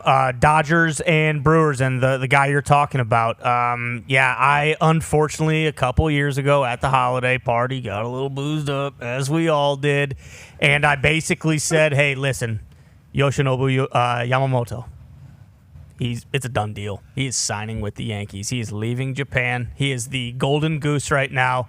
And he will be. It's done. 9 years, $326 million. And the terms? I had the terms. I had sources telling me that actually Kazuya Matsui, one of the greatest Yankees of all time, who is also Japanese, helped push it over the goal line. And just kind of the cherry on top, that Yoshi would be keeping the number 18 Readers jersey. Added context. Just want to let you know. Yeah, so I put this out there, and boy, I don't know, maybe 45 minutes, hour later, he signed with the Dodgers. He signed with the Dodgers. He got community noted not until after the signing with the Dodgers, though, there was a 30-minute period where Ty Schmidt was the biggest baseball insider on earth. And I'll tell you what, there might be some benefits to that. There was certainly a lot of negative as well, including Jeff Passan calling our Christmas party, FaceTime, and me answering, and Ty in the back, and Jeff going, "What are you doing?" And Ty going, that was literally what he did over my shoulder, literally as I'm FaceTime. He goes like this. He goes, "You don't know? Maybe," is what Ty said. Yeah, and Jeff goes, "No, I do know. That's not what happened." Ty goes, "You don't know?" And then Ty just walks away. And Jeff is like, "Hey, he's wrong. You know that?" And I'm like, "Yes." I mean, I didn't know he sent that out. We're all pretty boozed up here. And boy, the action that got. I mean, you were. Yeah, that thing spread like wildfire. You It were really around did. the world of baseball pretty Yeah. quickly. I mean, you took a jet engine around the world of baseball. People are heralding you. This guy, the new guy. Yeah. This is a new insider. Yeah, here. Yankees fans really wanted him. I really wanted him, which was, partially part of the reason. But he did end up signing 12 years, $325 million with the Dodgers. So I had the numbers. You were 3 years off. I had the contract, but I had the total value, which is really all you're looking for. Because And what you do, you just pulled that from your head, drunk head? Pretty much. Yeah. And we learned a lesson that day. We can't be doing that now. Can't be doing that. People take us serious. Yeah, exactly. Yeah. About 5,000 retweets later, people, they will see it, and they will let you know. I think even Carl Ravitch sent a text like, "Hey, what does Ty actually know?" It's like, no. Oh, no, yeah. I mean, Jet said, like somebody from the Yankees called him, like, who the fuck is this guy? So, sometimes it gets away from you. And we like that. We try to learn from all these things. Exactly. Okay, at one point in our show's lives, we could do that and everybody, ha, ha, ha, ha. Right. Obviously, this is not true. Yeah.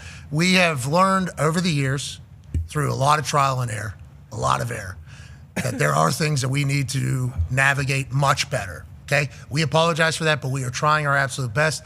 Being the biggest baseball insider on earth for one night, for one 30-minute period, was a fun little trip, though. I had to do it. And, hey, listen, there are going to be a couple pretty good Japanese players posted this offseason. I might have to do it again. No, it didn't work out. I know it didn't, but it might work out this time. That's kind of the. Did you know this, AJ? Baseball in Japan started in 1872 when Horace Wilson, an English teacher, went over there. I assume there was some sort of religious reason to travel to Japan. 1872. I don't even know how you get over there. I don't know when the Wright brothers did the thing in North. Walked. Yeah, I don't know. Wow. I don't know. It's so far away. I don't even know how. He takes the game over there, and then obviously they become massive fans of the sport. And I think in 1936 or something like that, they started a professional league. So Japan and baseball have a very, very deep history. But obviously with Shohei doing his thing and more superstars coming over here, that's only going to grow, I imagine. And what happened last night, I think, is even building the game and the team in Japan, I think, tenfold after a performance like last night, right? Yeah, we can assume that teacher went directly to Baizen, Okayama, Japan, which is where Yoshinobu Yamamoto is from, because it seems like a lot of good players are coming from that region. Hotbed. But yeah, exactly, a real hotbed. When this South Florida of Japan, right? Wasn't that what you said? That is what a lot of people say. Yeah. And at the time when he got signed, it was like, hey, this guy is going to be one of the, he's going to be one of the next aces, and he's been good. But then last night was really kind of his coming out party for the Dodgers. So, if you want to roll the clip, Foxy, here, and then we'll just kind of, real quick. So Yoshinobu Yamamoto, and there he is. I mean, we can show everything else. Dodgers hit a couple homers. This guy threw a complete game last night. There's Teoscar Hernandez hitting one out early, but you can really stop it there, Foxy, and kind of just go back to the strikeout to end the game. Yoshinobu Yamamoto threw 111 pitches.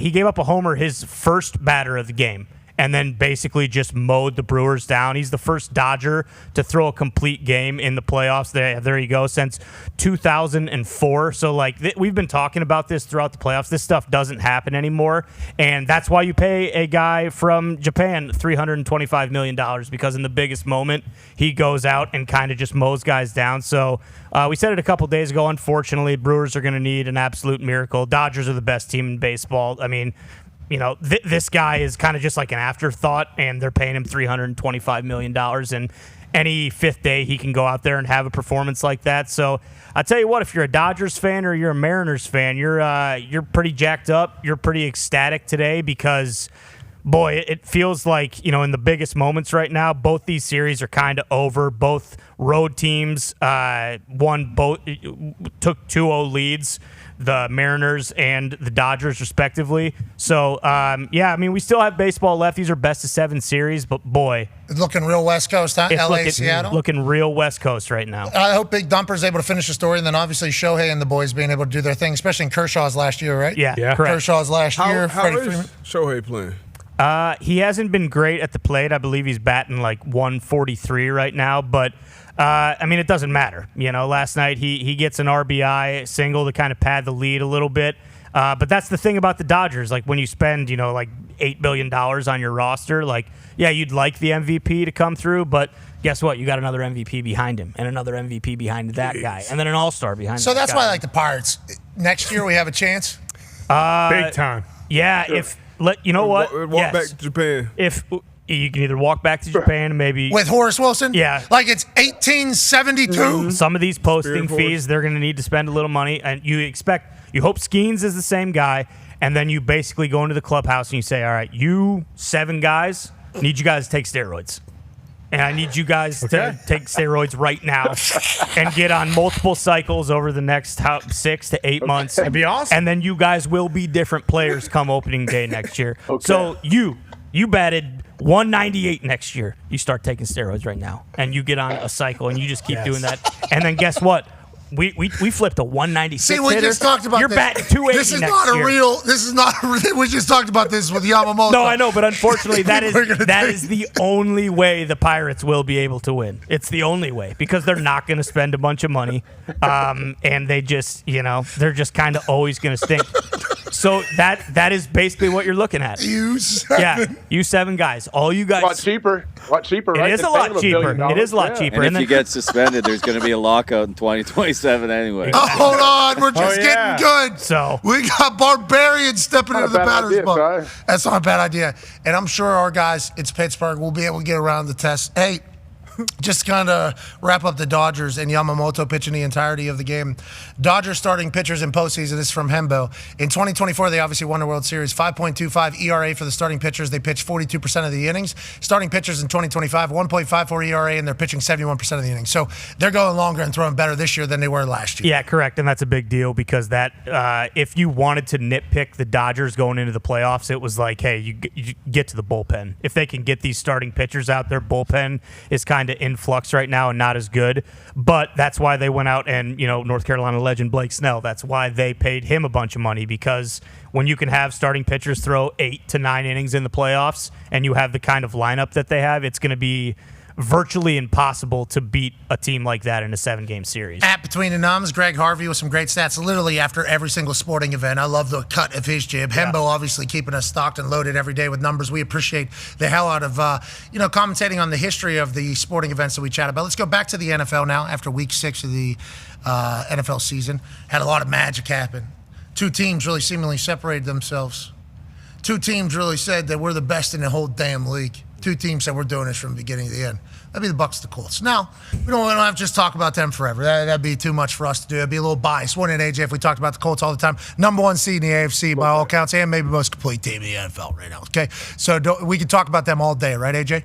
Yeah, we could. We don't want to do that, though. We don't want to talk about them all day because then we'd have to say things like, going into the season, everybody thought they were going to be good. Everybody thought they were going to be ass. Colts fans online actually said this team's going to be ass. Danny Dimes being a starting quarterback ever again was something that people would have spit in your face of your take if you were to say Danny Dimes might be in the MVP conversation in 2025 with the Indianapolis Colts, because we had the opportunity, obviously, with AR, and once again, we were believe ours coming into the season, and we can't believe our eyes whenever we read things about what's happening to AR whenever he's working out, trying to get better, and the building actually attacks his face. Like, that is obviously unfortunate. This guy's been incredible. We could talk about that all day. Michael Pittman Jr. gets into a fight. Danny Dimes actually jumps in to fight with him. Goes, whoa, we're not doing that. Danny Dimes on the sideline, high five. Quentin Nelson playing better football than he's played in a long time. Might just make an appearance in there. Jonathan Taylor is the best running back in the damn league. best. Let's go to the leaders, actually, of this entire NFL season thus far. Here's the rushers. Okay, here's the rushers. Jonathan Taylor right now leading the league in rushing. And we just had the year where Saquon Barkley had what he had with the Philadelphia Eagles winning the Super Bowl. Top 5 rushers at this point. Jonathan Taylor, 603 yards. James Cook, 537 yards. Bijan Robinson, who's ranked number 19th or something like that, or 13th in running back position in the entire NFL from PFF. That is correct. He's getting really dinged up for fumbling, but not losing fumbles. But he's fumbling. Or at least he did on Sunday night. So They're calling this guy the MVP. They're saying he's the best football player in the entire league. Our entire offense runs through him. PFF says middle of the pack, whatever it comes to running backs in this entirety. Javonte and then Rico Dowdell. The Rico Act has been tossed a couple different times. I don't even think he's ranked by PFF. I think Rico's he was not in their top 16 from Sunday, and he once again had like From 200. Sunday? Yeah, sorry, he was not top 16. Yeah. So there's a lot of things happening with PFF right now. They actually had him listed as a tight end, I think, on PFF. Okay, so we don't know if that's true or not, but top 5 rushers right there. Could be. Hey, Cush, what are you seeing there? And obviously, we'll do your In the Trenches top 5 offensive line here in a little bit. What do you see from this? And do you think this is the way to win football games? That's a pretty accurate list right there. Jonathan Taylor's been fantastic. James Cook didn't get a touch in the fourth quarter. Probably need to go a little bit more through him. Bijan, as we've talked about, maybe the MVP, electric player. Javonte Williams, they've done a fantastic job revamping their offensive line and run game. I know they lost this last week. Rico Dowdell has really come on. He's got 200 yards rushing in the last 2 weeks. Incredible. Yeah, it's been fun to watch Rico, and he's day one buckled up, though. Like, I love the way everybody for the Carolina Panthers seemingly speaks, and Bryce Young included. Yeah. They had him mic'd up about Bryce Young whenever they were down 17. He sounded like a 45-year-old pro in there, and his calmness and his matter-of-factness and his, like, I want to say his empathy for his teammates for the moment, while also here's Bryce Young while they're down 17 this past weekend. Stay with me. Just stay with me. It's a long game. Just stay with me. Stay with me today. What's up? I got your back, bro. Hey, keep going with me. I promise. We're in a good spot. Sweet. Keep going with me. Here we go. Oh, here we go. Music helps. Let's get it now. One at a time. NFL here we go. Prime Here we scoring go. this. This is where we finish. This is always ours. This is where we finish. Yeah, it is. Let's go. Fourth quarter. This is where we finish. Stay with it. We're right where we need to be. Right pick where it we need up to be. Into the end zone for a touchdown, and he gives Carolina the lead. Great calls, coach. Hey, ball. Good job, man. Got your back. Finish us off. Bring the ball. Let's go. Set by Carolina. Let's go. Hey, 4 minutes. 4 minutes. Let's go. 4 minutes. Hey, we finished right here. They don't touch the ball. Yeah. Let's go. Let's go. It's a pass interference, and the Panthers just have to kneel it. Let's go. Hell yeah. The best player in football. Young takes the knee, and the Panthers make a statement. Hey, that's what I'm talking about.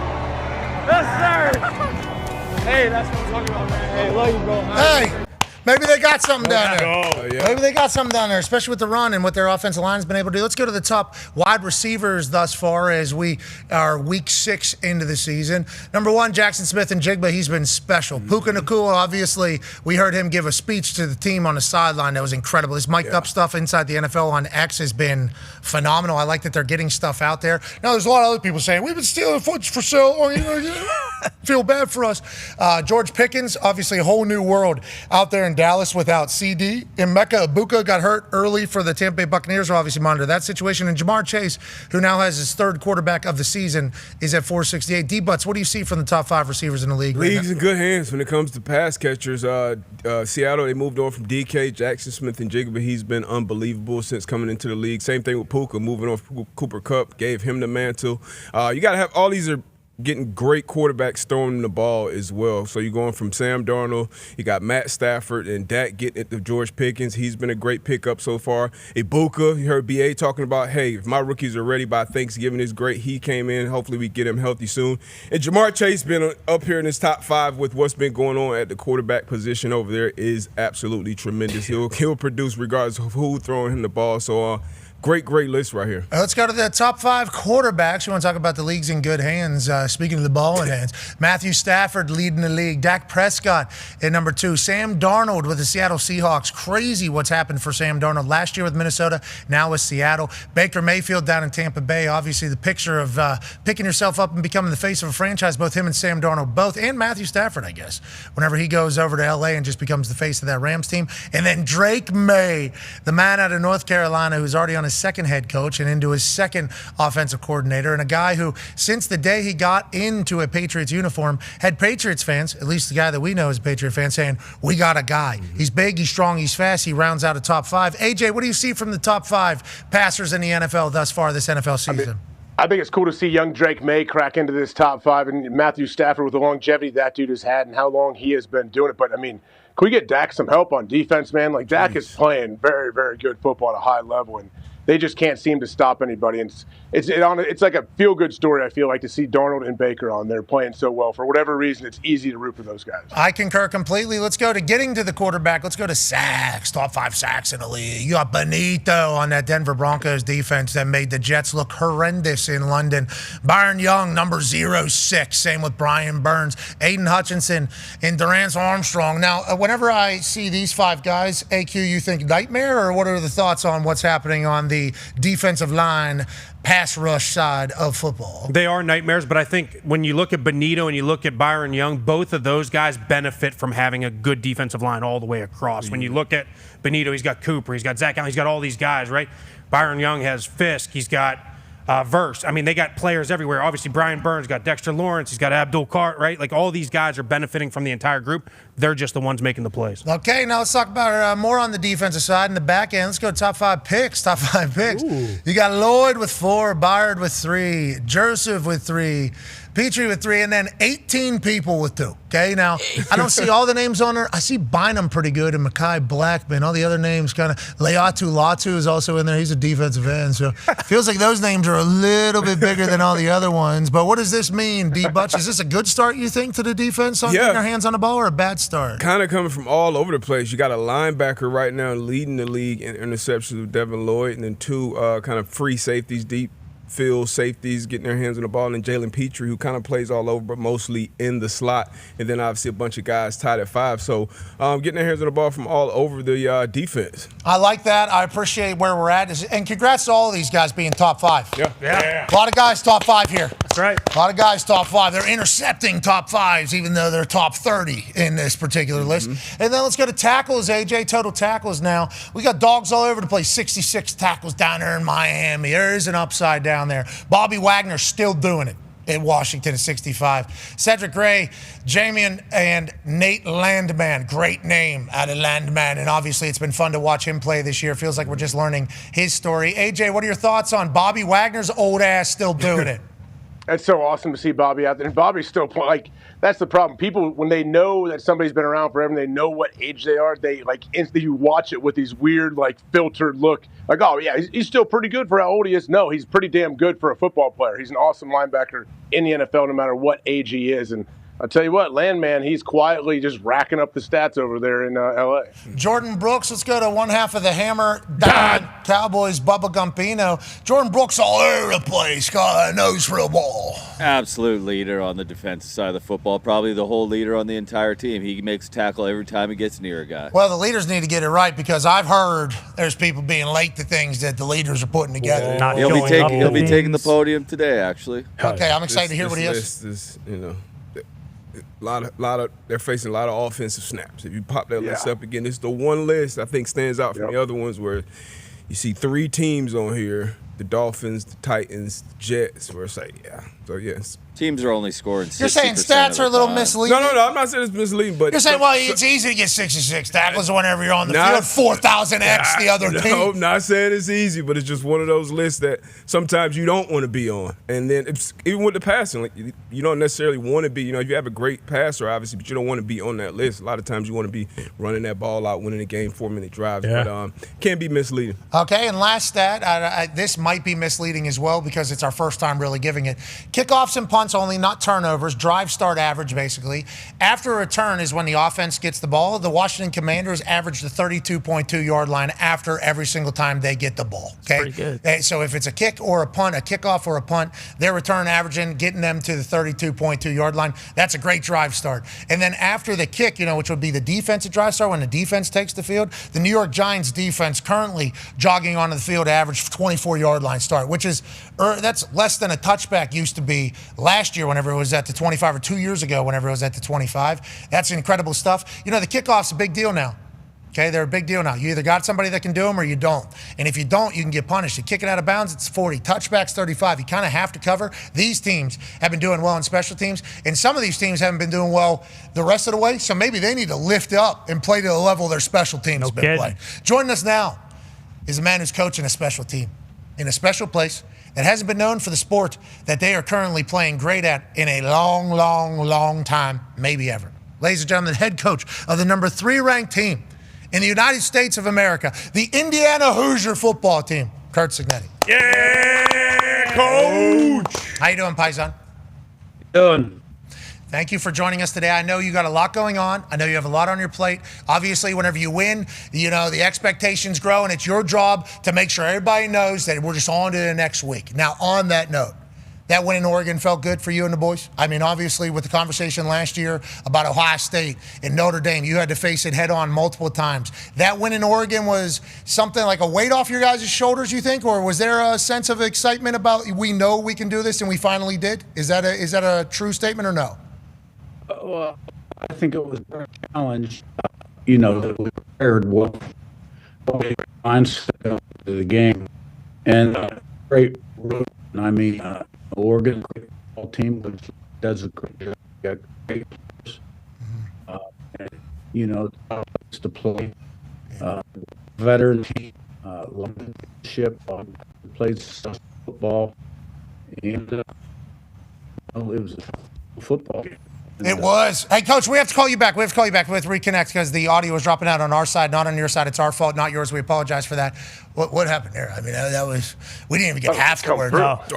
We didn't even, normally that thing kind of corrects its course. You know, that kind of starts doing itself and it starts figuring it out. It got worse almost as he was talking. It did. He was in his bag, too. You see the hair? Oh, yeah. Looks good. Oh, Looks my good. God. Yeah, there was good light. It was really, that was phenomenal. Now, I do believe there was a connection thing at the beginning, and then obviously we see him and we want to get started. So that's on us for maybe rushing it before the audio was completely put together. But what their team has been doing, AJ, you could see how maybe the boys on that flight back, 4 hours, 5 hour flight back, there's probably some shit talking happening amongst the boys about we knew this was possible. And I think they did. And I think I did as well because I've seen them because I'm here in Indianapolis. I don't know if a lot of people know this Indiana team, AJ. Legit, I don't think that's the case. No, they don't. And you're right. Like you picked them. You definitely felt this before the game. But yeah, it's like anything else. Like people, casual fans, you got to prove it over and over and over again that you are that team that deserves to be in this kind of situation. I think winning the game on the road like this in Oregon, that puts you on the map, and people need to know you're legit. Longest home winning streak because of Georgia and Washington losing at home in the weeks before that. And Autzen supposed to be impossible place to play. It is an impossible place to play. The travel, the sound, everything about it is a real home field advantage. I thought it not being a night game, a little bit different. I thought that potentially a little bit different, but I think they have to play in a lot of these games because obviously West Coast 3 hours ahead. So did they get the best of Autzen? I think so. And did they get the best team and versions of themselves? I think so. For them, in the biggest moment, they showed up and played their best ball. I think that's huge for a team's confidence. Huge. You go into a hostile environment like that, because everybody outside of the building, nobody believed in them. We saw, obviously, the panel who picked the games, but that was pretty much the consensus outside watching the game. So to go in there and make plays, and it starts with your big-time players. Sometimes in these type of games, just your top dog or one of your dogs just need to make a big-time play, and everybody else knows, all right, we're here, and we're here to win it. And then it's nothing like that. Those are probably one of the top 2 or 3 things you miss as a former player, like those trips back home. You know, going into somebody else's place, kicking their ass, getting on the plane, and having that trip. The vibes are just unmatched. So I don't know if there's a connection issue still. If Coach Cignetti joins us again, we will certainly bring him back in. We can't wait to catch up with him. We believe in him. We love him. And also, this state loves him. This is a football state. You know, when Peyton got here, I've been sitting there. Yeah. Allergy season. Yeah, but I've been seeing up. You have. Got to do both, unfortunately. What, the allergy Claritin type thing? Yeah. And C? Oh, yeah. C? Every day. Can't miss days either. Yeah. I've been half-assed. Me too. I've been seeing we got C in here. We got vitamin C gummies. I take about 10 of them every time I come in on Friday. Yeah. Boom. So you're once a week and try to make up for the rest of the weeks. I'm every day in here walking in. C. And I'm doing it. So I feel like I'm putting up a good defense system. You know, I'm putting up a good battle for this. Happens to everybody that's in this world every single fall. And I assume it happens to everybody on Earth as well. I'm just talking about the TV world. So whenever you see people on TV or you hear them talking, you can hear it. Just know that they're going through it right now, and they are very excited for that to be done. Yes. And when it's done, it's clear sailing for the rest of the season. So it's like, when's it going to get you? When's it not going to get you? And then we start reading about these vitamin C gummies, and it's like, hold the phone. We don't have to yet. Need this. Sounds like we don't have to get it. We can just battle every single day with these gummies. Instead, what it sounds like is I didn't know there was another tag team partner to this entire thing. Yeah. I mean, we're getting in the point now where we're going to start, these 75s are going to go away, and we're going to we're going to wake up, and there's going to be frost on the ground, and the high is going to only be 55, 60. Whether you have allergies or not, you got to take them, because that ragweed does not quit, and that pollen does not quit, and it's coming. This is me getting old, though, too. I never would have worried about this ever in my life, but now I'm an old man. Part of it. Just wait till you start sending Mackenzie back and forth from school. Oh, yeah. It's coming on. Oh, yeah. All nonstop. Good. It builds everybody's immune system. Everybody's immune system gets better then. Herd immunity. Yeah. Yep. Yeah. I did hear some stuff about it, and it was kind of quickly. But I do remember herd immunity is a strong, because I like to be a part of a herd.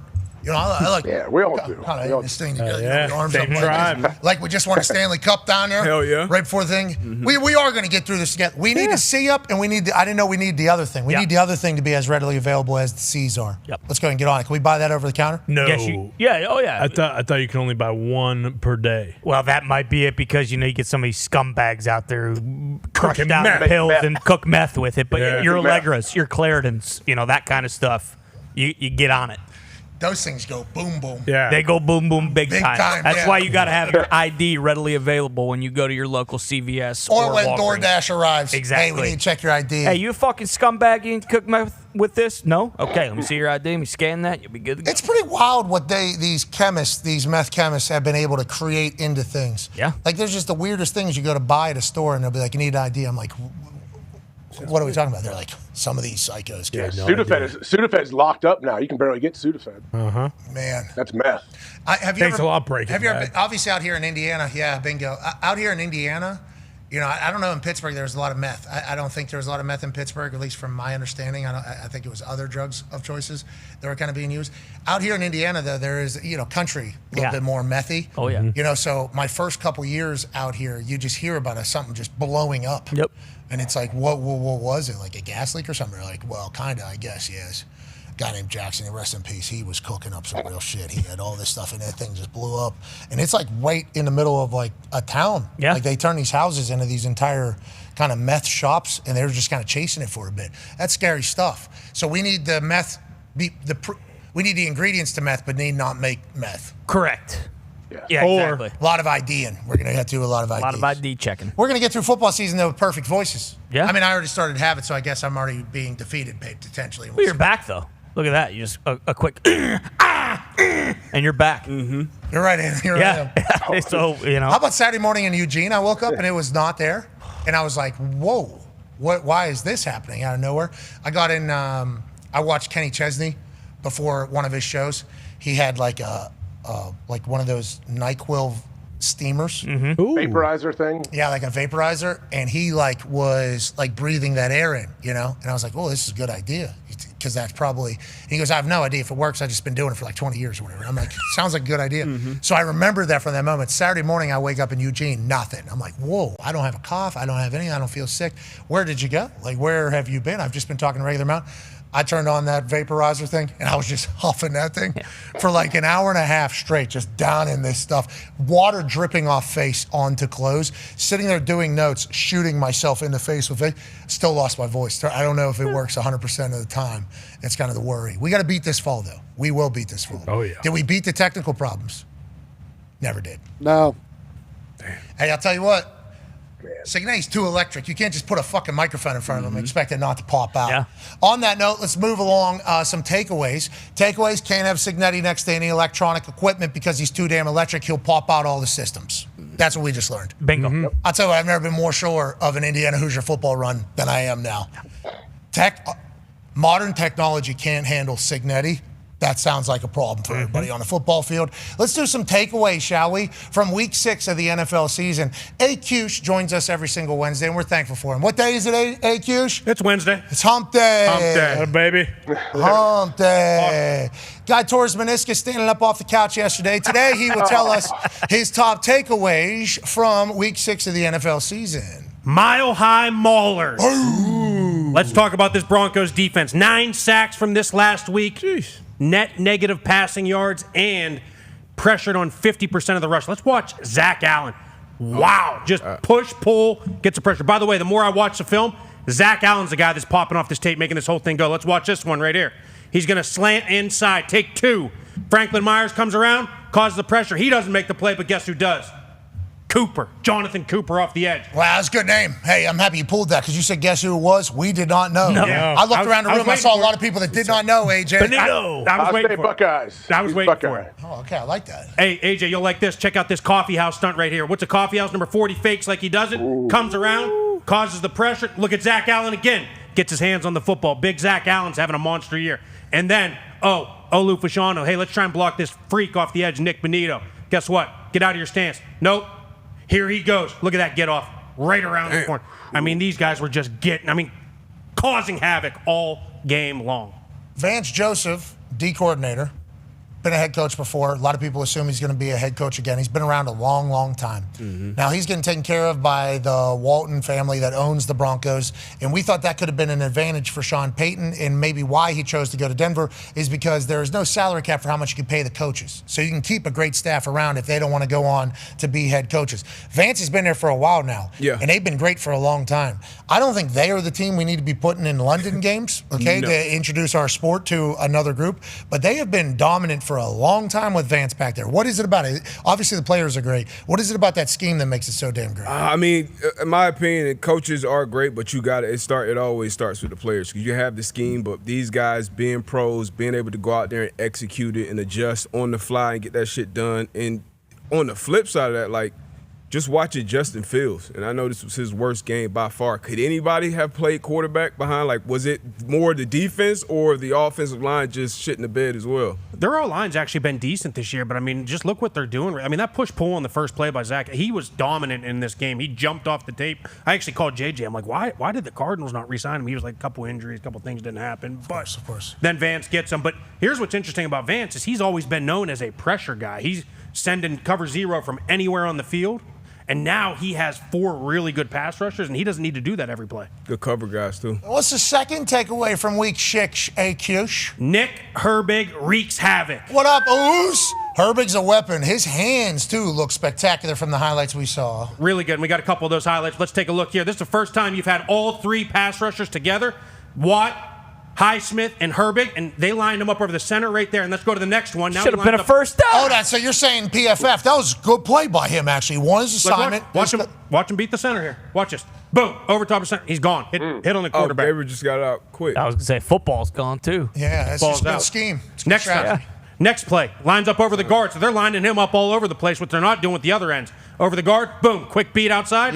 Again, nice. Hit on the quarterback. Again, it's a pass completed, but he's doing his job. First time. I'm showing the versatility here. Now very PFF of you. Yeah, well, now let's show him on the edge here. Let's get to the edge. Watch this inside move. Watch him lift with his inside hand. Boom, lift up, underneath. Okay, there it is. That's a good play. Big one. That's good play. He had a lot of good plays. He did. Just not to show him. We got another one. Let's watch him here. Outside, not go inside, go outside, run around. Another sack. Herbig is a dog. Okay, what you just did was lay out the argument exactly for PFF. Okay, so let me get this straight. We're showing highlights players, but they're still the pass is getting off, it's dropping, everything's happening about that. I didn't know that was even possible. PFF guy on the right says. Well, see. Okay, then he follows up with saying, "Well, yeah, that's why we gave Herbig 94.8 PFF rating he had this weekend because of everything you just said. And you can win an assignment. You can win an assignment, right? And then the difference is he's getting a stat. That's still a hit on the quarterback. Myles Garrett was nowhere near the quarterback.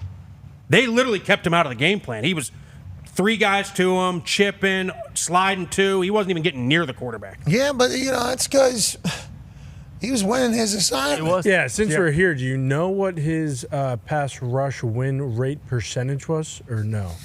Okay. Do you know his EPA? Is it ESPN or PFF? Which one are we asking? Both of them use shitty stats, so I mean. Whoa! These stats matter. These stats matter. 30.6, thank you. Holy shit, man. I would like to say this. Hembo's stats are amazing. We love them. We think stats do have a good purpose. Yeah, and Hembo still does send us some stuff sometimes like, okay, dude, that's not real. Yeah, and we don't tell him that, but we should maybe let him know more often that, hey, some of these, like, we can't be doing it. The kid knows. Like yesterday I started thinking about this because some of the stats came over, and Hembo's phenomenal. He's won awards for everything that he's done. He's incredible for us, very nice to us, and he sends us stats that make us much better. And it's not just us. He makes a lot of people better on TV. But, like, stats people have become like lawyers. Like, lawyers do stuff that you have to hire a lawyer to read what the other lawyer, they keep each other employed, okay? They might be against each other in this particular case, but you're gonna have to hire a lawyer to read what this lawyer said. It's like kind of we're in this game. Stats people, it's getting to the point where you're gonna have to hire a stats person to break down what stat is being said by the stat person. So now stat people are keeping stat people employed because it's both ends, giving them and breaking them down. And I respect the hustle. I certainly do. But any of the ones that I don't understand, I'm out on. Sure. Just immediately. Yeah, the acronyms get me. The EPA one is just, I don't fully. Everyone just assumes they know what they're talking about, too. I feel like no one wants to say, hey, I don't want to sound dumb, but what does that mean? And I think people just act like they know what it is, and not many people know what they're talking about. Yeah, and we would like to say, once again, to the stats community, there's a lot of positives that have come to our sport via the stats community. We're very thankful. But sometimes, just like us, you go a little bit too far. Sure. And we just need to. Abuse leads a restriction. You're getting the public restriction done now. Chris Long is going in. J.J. Watt, very passionately doing his thing. A.J. Hawk even. Guy on the right, I think, made a good. He tweeted. He tweeted us. I don't know if he's a former scout. His name is Trevor Sikkema. Okay, Trevor Sikkema. He's Tampa Bay Trey. So he's down there in the Bay. Yep. We got a lot of respect for Tampa Bay Trey. He said, Pat, first, love the show. Y'all changed the game. Okay, appreciate the guys showing a full clip of our show for context. Happy to come on anytime y'all want to have me talk grades, process, transparency, guy on right. We might do that, actually. That would be a fun little game. It's good. Yeah. And it feels like Tampa Bay Trey, guy on right, probably the right guy to do it. Because at least he gave a full, actual, coherent answer. Like, hey, this was actually a compliment to the Steelers offense as opposed to a shot at T.J. Watt or anything like that. So I respect it. No, I think it was wrong, but we still respect Agree to disagree. All right, what's the last takeaway? Is that what it is? Stats are coming under fire right now? No, it's scatter boom. Favorite one of the week. And that's this guy right here. You don't need stats. You don't need stats for this guy. You know why? All you got to do is watch this tape. Let's take a look at him. Take this inside handoff, downhill. Look at Cooper DeJean come over the top. Boom! Fall down. Every single person that runs into him hits the ground on their back. Let's look at the next one. All-pro Zach Bond. You see him in the middle of the field, over the top, take the pitch, get downhill. Don't go out of bounds. Find somebody. Throw his ass on the ground. And then the last one, yeah, you can't measure heart. Gets hit behind the line of scrimmage, down on the goal line. Keep your feet moving. Strain. Get in the end zone. Never goes down. Never die attitude. AJ, what are your thoughts on Scataboom? I mean, I love the dude. I absolutely love why he's a true, like, he showed that to kids. Show that to every kid. Hey, you think you're playing hard? You think you're running hard? This is what running hard is. This guy is getting the most out of every single time he touches the ball. And what's awesome, when he doesn't have the ball, he's blasting dudes. He's a great blocker as well. And obviously, he's got to have been a real, like, spark plug for that whole organization, I feel like, right now. And we're all interested to see if he can maintain this. You know, like in college, it was spectacular. Yeah. JUCO, awesome. High school, incredible. Then the question was, can he do this in the NFL? We, after seeing the size of his head and the way he operates and getting a chance to learn about him, we assumed it would have success. He is having massive success, and he's playing the exact same way he has played on every football field his entire life. Guys might be bigger, guys might be faster, there might be more lights on him right now, but he is playing the same exact way. Does it last? Can it last? We hope so. Sure we fucking hope so. It can. We hope so. It is awesome football, D-Bug. Low man wins in football, and he's built, you know, like I forget which running back it was, maybe yesterday AJ was talking about, but like those Mike Turner type built running backs, those are the worst backs to try to tackle because they have built-in leverage. He is like a Mike Allstott and one of our former teammates, Ahmad Bradshaw, just hybrid right into one, and he plays his ass off. But yeah, I'm a little concerned about his longevity. Well, also, Jackson Dart, too, is getting in on the action. He's just dolphining. He just did a dolphin. Just starting quarterback in the NFL, run, send it. Dog. Just head first into another guy's head. And then him and Scatterboo headbutt each other all the time. Yep. Helmets on and helmets off. It's like, what a perfect duo for Dable. We're excited about it. And that was Scatter. Boom! Thank you for your takeaways. Hour 3 will be on the other side digitally. We can't thank you enough for allowing us to do this for a living. We'll see you tomorrow. Be a friend, tell a friend something nice, and might change your life. Goodbye. I think we really hit it. Boom. Nailed it. Those are good takeaways. Great takeaways. Thank you. Hey, Q-shish, takeaways. Did you guys see Chuck Pagano was talking to the media? Certainly. Oh. Certainly. I didn't get a chance to hear it all or listen to it all, but I'm sure Moving there's. up. What? Is he moving up? What do you mean moving up? Is he taking over the defense? No, whoa. Jeez.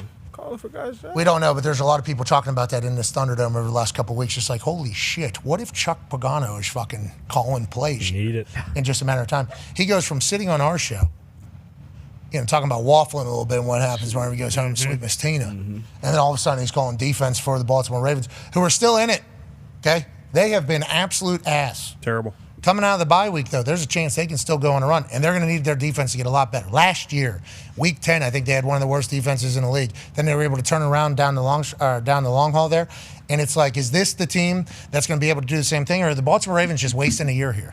That's kind of is this just a wasted year? Like the Niners last year, wasted year just because of injuries and things that don't go your way. The Ravens had their top 7 highest paid guys not playing in one game in the first 5 weeks of the season. That sucks. I mean, that fucking sucks. That's 6 or 7 guys. What do we remember? 7. Top 7 highest paid guys. This is how our team's going to be built. We're gonna. Geez, that thing really came on nice. How you doing, Love? Here's how we're gonna build our team. Okay. Here's our highest paid guy. Obviously, we want him to have success. Here's our second highest paid guy. We want him to feed into this. We want to take it. 7th highest paid guys, the most important guys to your roster. Literally, that decision has been made financially, that this is what you're going to focus on. All of them out. So now you just move this up. It's like this early to have that much bad luck whenever it comes in. You lose 5 out of the top 7 highest paid guys, it's a story. You lose 4 out of the top 7 highest paid guys. 3, it's a huge story. 7 guys all out at the same time. It's like football gods just seemingly not on the Ravens side this year, AJ. They got time, though. They don't have much time, but they have time. They can turn it around for sure. Especially if Chuck's out there giving it. Yeah, bingo. Belgian pretzel. They only have 5 AFC North games left. They're going to need Steelers to do something. Joe Flacco better not get hot. No. Let's get a hammer. Dahn. Tallman seems real worried about Flacco. I don't love that. Do you? He was real worried about him last year, too. I think you guys won, right? Or no, did we? I mean, that was the first time Colts won in 13 years against Steelers, I believe. Oh, that was last year? He was a little worried last year about it. And then now he's all of a sudden worried about it. He was right. He's a smart coach. He's a smart guy, but I don't like him acting like we haven't beat Joe Flacco in the playoffs like 6 times and stuff. Like, come on, let's just go. He's doing the old Bill Belichick, though. He's just pumping up the opposing. We are on to Cincinnati. That is correct. Yeah. So, yeah. His playoff wins weren't on Thursday. 0-6 against the division on Thursday night. Is that what you said? Yeah, that is correct. And just all it tells me is we shouldn't be playing football games on Thursdays. Yeah, certainly if you're the Pittsburgh Steelers, you're thinking that. And if you're the Cincinnati Bengals, you go, hey, these guys suck on Thursdays. Yeah. But is this a different year because Aaron's there? Yeah. Yes. Jalen's there on the other side? Yes. Remember, Jalen on the pivot said, hey, once I learned why Aaron's doing all this, I was all in. I was aboard because we're kind of seeing it the same way. It's like they got a lot of spite seemingly on that team over there. Thursday night, Sunday. Pretty quiet, too, hasn't it? It's been pretty quiet out of the Pittsburgh Steelers game. It has. Very much, I think. Don't you think, nationally especially? Like, it's definitely been quiet with them, how they've started off and how well they've played. Kind of locked in. In these games that they're playing very well, obviously, we're talking about. Thursday night primetime game, they put a drumming on the Cincinnati Bengals. Everybody starts talking about the Steelers. They moved to 5-1 if that's the case. Steelers are a really good football team, and they just have not gotten the attention because it doesn't look pretty. It's muddied up. It's gritty. It's extra O-line package. Nothing's pretty, and then they're hitting short pass. Every once in a while, he hits the little chunk play. But because it's not pretty, it's not getting the national attention. And Aaron Rodgers is also ranked like the 38th quarterback, too. So I think that's... Wait, you're talking PFF? Come on. Yeah. Wait, 39th, actually. 39? How many teams 39? are playing? What leagues? They brought in the UXFL? The UFL. That can't be real. 39. UXFL. That should be the name, bro. I saw Rapine. What's his name? Rapoli? Rapole. There it is. I saw Rapole. I'm going to say Rapino. World champion. She may be an investor. We don't know. We don't know. We're not 100%. Rapole. Yeah, Mike Rapoli. Rapoli said, hey, we're going to work on a branding and whatever. We helped you, brother. It should be UXFL. Boom. Yeah. Done. You put the Ux in football, bro. That's what we need. We need the UXFL to do its thing. 39th, you said, is Aaron Rodgers? Yeah, I looked it up this morning. What? He has been absolutely perfect, though, for this team. Like, has it been flashy? No, but he's been so smart and does the right thing with the ball almost every single time. And then, yes, when you need those three-step shot plays, he's been perfect on it. He has been the absolute perfect quarterback so far. Who's behind him? Who's ranked behind him then? The guy right behind him was Mason Rudolph. How many were qualifiers? Yeah. I don't know how many qualifiers were. So, like 39 out. What's the denominator? You know, the denominator. I'll pull it up. How many backup quarterbacks have we even had? So Browning, Carson Wentz. Browning was ahead of him at one point in their rankings. Jacoby's definitely ahead of him, I bet. Cooper Kush. Good game. Hey, Jacoby had a good game. If Cooper Kush is in front of him, then someone naturally He had a pretty should. good game on Sunday. He was like 15 for 40 something. With, But his assignments. No, you're right. His You're right. Hurt. Three-step. Yeah, you're Bang. right. Did Dylan Gabriel? Boom. Good handoff. Did Dylan Gabriel have a higher rating than he did on Sunday? I mean, there's a chance once again because he had perfect right here, and then ball elevated above shoulder. Yep. Wasn't sloppy. That's down 2 here. points. It was up here. No interceptions. And then as he scanned, he seemingly went from his proper progressions, which once again PFF would not know. 2 points. 2 points. Yep, exactly. 2.2. And then actually got to the 4 one time, which is bonus ball. Yep. You know that I think it was 5. And then his motion was good transfer of weight. Yep. So he went to his 4th progression, bonus ball, good transfer of weight, good form. It was an incomplete, but it could have been caught. Because if it's a completion, it's a 2 times multiplier. Well, it was an incompletion, so they missed out on that, and it actually made a sound whenever the ball was dropped, because the ball was actually on fire after all of those things happened. Yeah. And then the ball drops and hits the ground. Yep. So his assignment, actually, we saw nailed it. All of it. Dylan Gabriel was actually 44th. Okay, so maybe what I just said wasn't about Dylan Gabriel. that was about another quarterback. But there are a lot of quarterbacks. Who's one? Who's number one? Who's number one? Sam Darnold. Who's number 50? Cam Ward. Cam Ward, yes. Where's Flacco? Joey Flacco is currently 32nd. Oh, so he's outplaying Rodgers? Okay. Anthony Richardson, 31. Mitch Good call. Trubisky's at 12. Those knees when he came in the game and took those knees. Well, he threw a completion to himself. Yeah, should be one. Qualified. CJ Stroud is 30th. Where's Drake May? I hope he better not be on this list. Drake's number 5. Shit, get him off. Should we scroll up or no? It's 2 screenshots, 2 separate screenshots. Oh, That's there on it is. me. Sam Darnold is number 1. Here we go. Here's the tops. Sam Darnold, number 1. Marcus Mariota. He played well. Okay. Holy shit. What is Drake May's number 5 overall, dude. Yeah, get him off because Davis Mills is better than him. I don't know why he's ahead of him. Dougie Mills is a player. Obviously, he's better than Josh. Is this real? Like, are we really? Whatever. What's that? This is real, bro. What do you mean? Connor, this is real. These are rankings, bro. You No, got yeah, number 5 I'm quarterback. a huge fan. I am. Number With a 5. BTT. Yeah, no, I'm a big BTT BTT. percentage? Yeah, no, I like it. All right. Well, good luck. Those are big time throws. Good luck to everybody. Good luck to everybody being better. Yeah. And hopefully the PFF overlords will see you as a success story in your assignments as opposed to a failure in your assignments. J.J. Watt was the best of all time, they said. And he hates him. That was crazy. He got real upset. Oh, yeah, big time. He got super duper upset. I mean, Davis Mills, if he doesn't get a $250 million contract, should sue the NFL. So. All right, let's go. Let's do our top 5 offensive line, shall we? We don't know what PFF's saying, but we do know what's coming from the mind of the man behind in the trenches with AQ Shipley. Top 5 performing offensive lines out of Week 6. Number 5. Wow. The Chicago Bears. Whoa. What did they do? Let's take a look at Darnell Wright, their big right tackle. If you remember a couple years ago when we did the draft special, I was demonstrating Darnell Wright right there. Oh, yeah. Top 10 pick out of Tennessee. Pulls around, but check it out. Zacchaeus misses his pin block right there. Now watch Darnell put it back on. Zacchaeus back up underneath. Darnell still gets the block, and this was big time to get the big run in the fourth quarter to seal it, to get down, run the clock down, kick the game winner. So left-handed stiff arm to a guy's chest just to make up for a buddy who missed a block. Bingo. And then let me get downfield a little bit. Let me slow you down, and then let me bury you out of the play with a little bit of a hold, but they're not going to call it, so it's a touchdown. That's exactly right. Not a touchdown, but a success. Successful play. He's fantastic, and he was fantastic this whole game. They have been waiting for him to show up like this, and he really did this week. All right, who's number 4 performing offensive line coming out of week 6? Whoa! Los Angeles Chargers ran for 124 yards at 6.9 yards per clip. Let's take a look at the left side. See this little tight end wing formation? Then that's a wide receiver, Trey Harris out there, and they are setting it up like they're running downhill. You get a 6-1 defense. Everyone piled inside. They think it's downhill run. Nope, let's toss it. Is that whole thing enough? Wow, that's a big, gaping hole. That's a lot of meat out there, AJ. What do you got to do?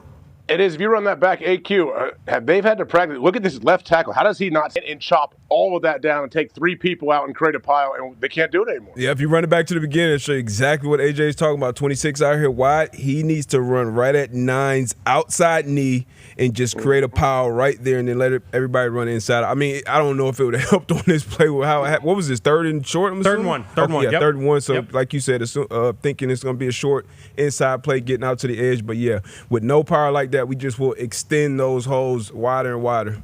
What do you want for a 142 or something?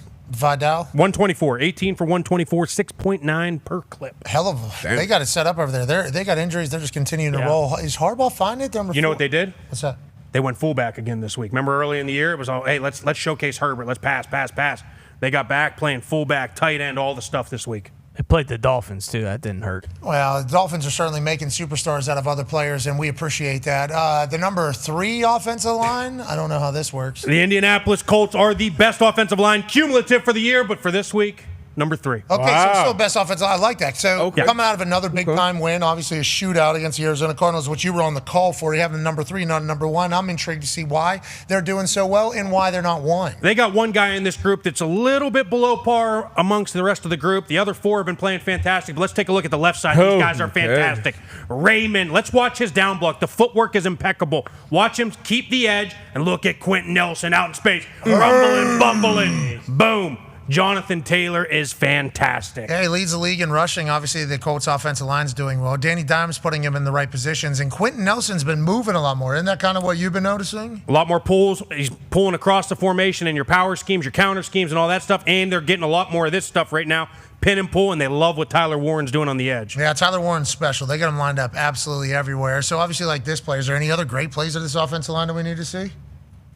Indianapolis Colts? Yeah. Yeah, I think I put one on my Twitter. Did you? Yeah. Oh, Well, what? We saw Let's take a look at Quentin Nelson, if we can pull this up somehow in the back there. What, on your Twitter? Yeah, off my X. We're searching. Okay, you need to watch posting football clips on your X, bro. Oh, yeah? I don't know how much you think this umbrella kind of extends. Don't shut me down. Don't do it. Don't do it. I don't know if... Let's not do it. Let's not do it. I don't know how far the licensee kind of goes to. Remember what we used to talk about? When we target lock right there? Target locked. Don't spin. Yeah, I got. Yes. That should be illegal. Player safety. Who's that? Quentin Nelson again. Against who? Baron Browning. Pretty good defensive end. He was so happy there, I assume? He got another one, too. Tough time to spin. He had one going outside, and then he has another one later in the game where he goes inside and gets a nose guard. I mean, he is just wrecking ball. I'll talk about this with Quentin Nelson. I've said it before, but it's noted, at least should be noted again. Ryan Kelly was the OG in the offensive line room. He was the center. Center normally the leader of the group anyway. So the fact that he was around the longest and he was the center, I think he was ipso facto the leader of the group. He leaves, go to the Vikings. We love Ryan Kelly. Very thankful for everything Ryan Kelly did to Indianapolis. His family is incredible. I think Quentin Nelson felt a little bit more onus to be a leader and a vocal leader. It's been fun watching him take on that role. They've released a lot of mic'd ups, and I think it's getting him back into enjoying ball again. Now, is it the fact that he has a quarterback that understands what the hell he's doing for maybe the first time in a long time in his career? Definitely. But he's chasing the ball down again. That was like earlier in his career. He's the first person with everybody. He's all over the place. He's special. Quentin Nelson is special talent. Let's also mention he was the number 1 rated guard by PFF this week, and Tanner Bornolini, the center, was the number 1 rated center. This is a part of the problem. I just saw somebody sent me a picture of it, and I saw it, so I had to bring it up. And that was a scout or a GM. Yeah. You see, we're thinking about pay. We got to continue to have these conversations. Listen, Sometimes you got to have awkward conversations with people. That's right. Uncomfortable if you. You're right. Boom, there it is. Sometimes you got to have uncomfortable conversations with people who maybe don't want to listen. Maybe whenever they hear it, they'll be better for it. That's what's happening with PFF as we speak. Yeah. Let's go to the number 2 offensive line coming out of week 6. Atlanta Falcons. I've been talking about these guys for a long time. You really have. You have loved the Atlanta Falcons. And why are they on this week? First of all, Chris Lindstrom might be the best right guard in football. He's fantastic. Elijah Wilkinson filling in at right tackle for Caleb McGarry. He handled Joey Bosa all game long. Let's watch these three in the middle. Poetry in motion, combo up to the second level. Zoop, zoop, zoop. See you later, boys. 81 yards. Bijan Robinson had 19 for 170 at 8.9 and a touchdown. The Falcons had 210 yards rushing. The guy almost takes him out of bounds. Normally that you go out of bounds there. Him keeping his balance and staying in is outrageous. That was unbelievable. I wish Bishop would have just dived and just pushed him out of bounds, but you can see Bijan keeping his balance, kind of going. Strong. Bijan, however we're going to call it. AQ, I'm not sure if you noticed, but we actually call this 28 blunt. This is a weak side. Exactly right. Here. Did you know that, AQ? What did you call it from your tree? We called it blunt as well. Okay. Yeah, and if it's further inside, we call it 24 blunt. Yeah, exactly. Yeah, because the way the holes go, obviously Bingo. 4's inside, out's outside. Yeah. And we're talking about weak side, outside zone here. Of course, yeah. You nailed it. Yeah, well, we nailed it. You see the single block on the front side? Oh, You I see that? certainly did. So I'm You peeled see back. the slip block on the back side? You see what I'm saying? There was a little slippity-woody there. Yeah. We saw it all, didn't we, D-Bud? We saw it all. We've been talking about this for 2 days now. Mm-hmm. You're kind of slow, a little late to the party almost on this 28 Oh, blunt. and I see how you're using my man Bruce Arians' term, so that's where we got it from. Because that's where we got it from. Maybe. Bruce who? Maybe. Who's the number 1 performing offensive line coming out of week 6 of the NFL season? Wow. The Congratulations. Carolina Panthers. How baby Goody and Gilbert? Got to back down there.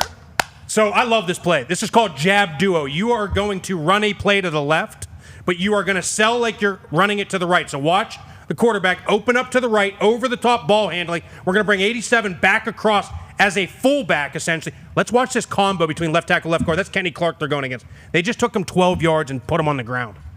We can run that back one more time. Let's watch left tackle, left guard, Damian Lewis and Big Icky, their former first-round pick at tackle. Let's watch this. Watch this. Wait for the motion. Here, look at that call. That's Kenny Clark. That's Kenny Clark. Movement. Jerry brought him in to stop the run. Can you guys run through that? No, I like the guys that we got up there. Man, we had Micah. We don't have Micah. We tie. We don't win. So what the fuck? Okay, Jerry Jones would say. But what the fuck to the Carolina Panthers? Are they a real team? They're a real team. Their offensive line's playing really good, and they're calling the runs. I think early in the season, they weren't calling the runs because they were playing from behind a lot. Now they are calling runs, and it is marrying up with the pass game. They're getting some good stuff from left tackle, left guard all season long. They've been great. The Carolina Panthers are a real team. Hell Let's yeah. go. There You you guys go. deserve it. Hell yeah. One of the best compliments I heard from Luke Kuechly and Jake Delhomme, 2 Panthers legends. Obviously, I guess they do some type of show together, and usually Luke Kuechly's up there kind of calling plays out before they happen, like, Luke Kuechly football, and he took the headset off, I guess, this week. He was like, they're confusing me. I don't know what they're running. So he was like Dave Canales. That was a big hat tip to him. That was one of Jake Delhomme's takeaways. Yeah. So if they're confusing Luke up in the box. Think about that, though. You're the head coach and the offensive coordinator. Mm-hmm. The guy that's talking to your crowd, your fans, is Luke Kuechly, who is known for just understanding and dissecting everything everybody's doing. Yes. You're being judged as predictable because Luke Kuechly is focusing solely on your play calling to figure out what you're doing. That's a tough task just to beat the guy in the booth. Yeah. You're beating the guy in the booth, let alone the other team. Luke Kuechly was known for isn't that what he's known for? Is he dissected a play quicker than anybody else and knew exactly what was happening at all times and can memorize every single player and their family's name in 1 week as he's playing him. He's a special talent. But how about that? The Carolina Panthers, completely different vibes all of a sudden, AJ. Yeah, it is different. I mean, if you're the head coach, you're Canales, you're saying, hey, guys, I understand we have these great legends working, I would assume the radio call. Why don't you guys watch the TV copy where they're not predicting everything we're doing? It makes us look a little different. Yeah, why don't you, let's maybe not bury the guy. Could you not bury me, Luke? I'd appreciate that. They're doing special things. Here's the top 5 in the trenches with AQ Shipley of performing offensive lines coming out of week 6. The Chicago Bears, congrats to them. Chargers back. Colts, okay. Hey, they're in there. Cumulative. Yeah, you're right. And then you'd mention in there one guy needs to go ahead and play at the level of everybody else. He's going to do that. My source says have told me that's the case. So maybe number 1 outright throughout the rest of the year. Falcons are number 2. Carolina Panthers are number 1. Congrats to all of them. Thank you, AQ. All right, let's take a break. On the other side, we got Stanford Steve joining us to talk a little bit about college ball. And then we got Darius Butler, everything DB, good D, bad D. A lot of great shit left, AJ. Can't wait, buddy. I know Stanford Steve, he's I know he's got some game like big matchups, right? That he thinks he knows what's going to happen coming up. Nailed it. That is exactly what we're well doing. said. I mean, I couldn't have said it better. I actually couldn't have said it better. So Poetry in motion. I appreciate you doing that. Yes, it was. And if this goes in to that hoop right there, it's going to be the greatest finish to an hour 3 that we've ever had. Fuck yeah. Okay.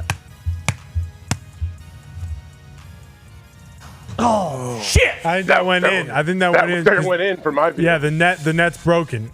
So it went in? Yeah, it looked like it Debo's did, been but it did. dunking on that one, right? Yeah. It didn't go in, but it went in. Yeah.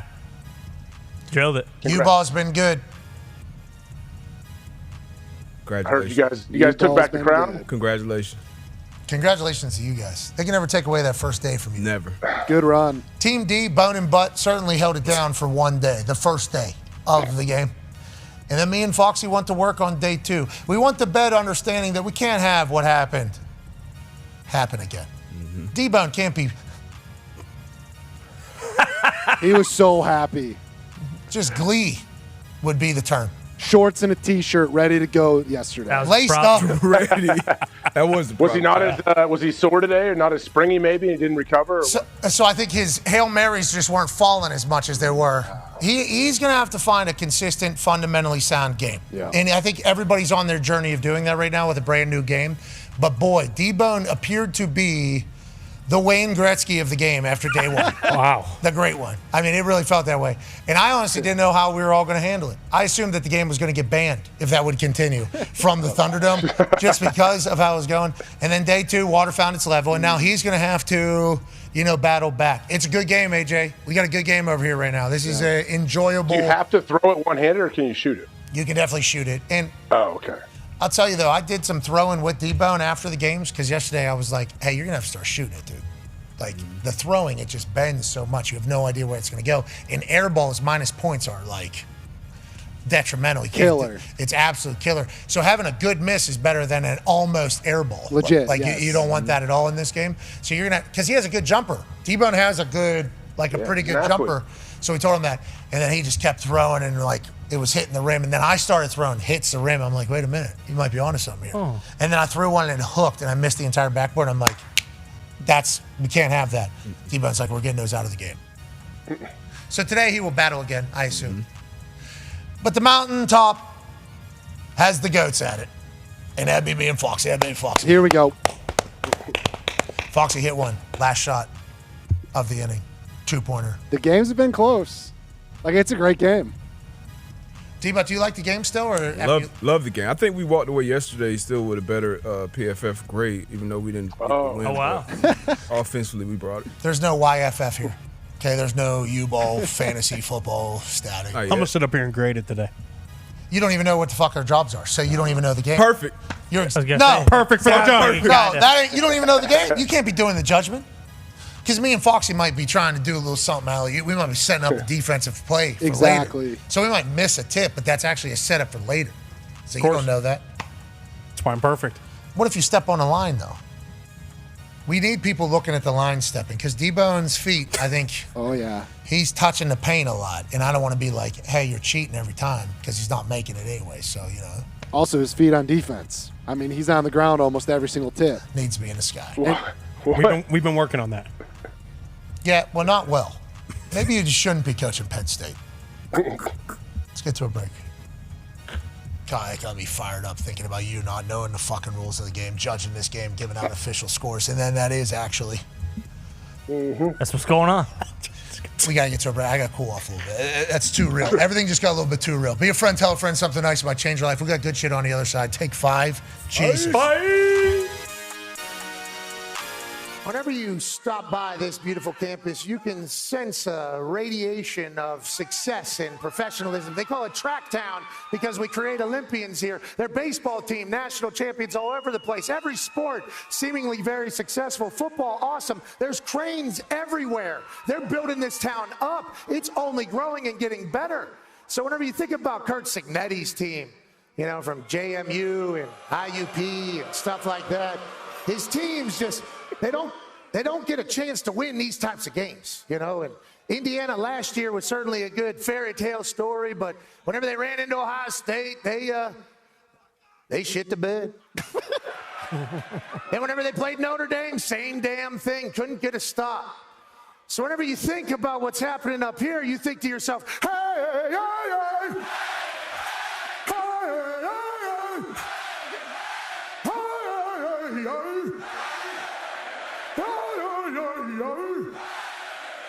You make me want to put my hands up and put my feet up and lay my hands. Now, you would think that would scare this year's Cignetti's team.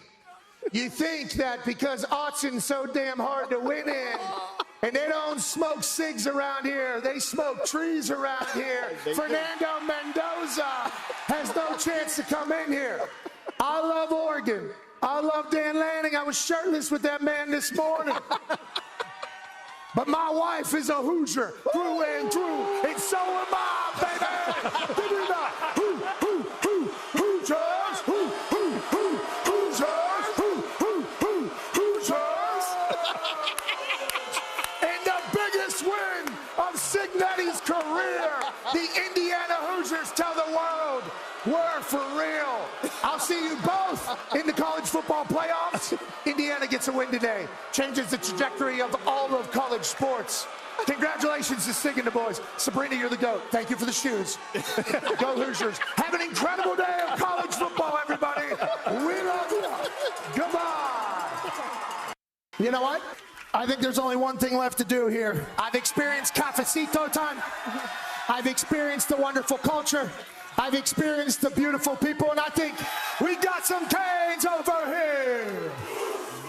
We got some Canes over here. We got some Canes over here. This day in Coral Gables is going to be one that I will remember for the rest of my life.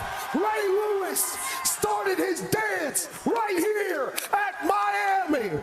Ed Reed started his legendary run here at Miami. The legends of football run deep. The moments are special. The national championships are in abundance. Just last year, a lovely University of Miami woman diver from Italy won a national championship. This thing's been staring at me all damn day. You're out of your mind, brother. You're crazy. Kirk, I'm a little winded. That's what I was going to say. You talked the whole time you were running. I'm giving you a chance to catch your breath, you son of a bitch. You're crazy. I hope somebody got a lifesaver over there. Is there a lot of something? My man's out of breath. It is a long way to the top. Are you going to jump in your suit? Are you going to jump in that full suit? Yeah, so I'm tired for you. Oh, my God. Yeah. Oh, he's going to take the jacket off. Okay. Okay. Oh, he's taking the shirt off now. Okay. All right. Looking ripped. Yeah, looking ripped. fit. Oh, he's taking the drawers off. Ladies and gentlemen. The pants. Ladies and gentlemen. Not the drawers. Ladies and gentlemen, if you come to this beautiful campus, you will notice quickly that the students here love this university. They love this atmosphere. And I'm with everybody. I think the U is back. Give me. He's got the speed on. Oh, my God. Give me the.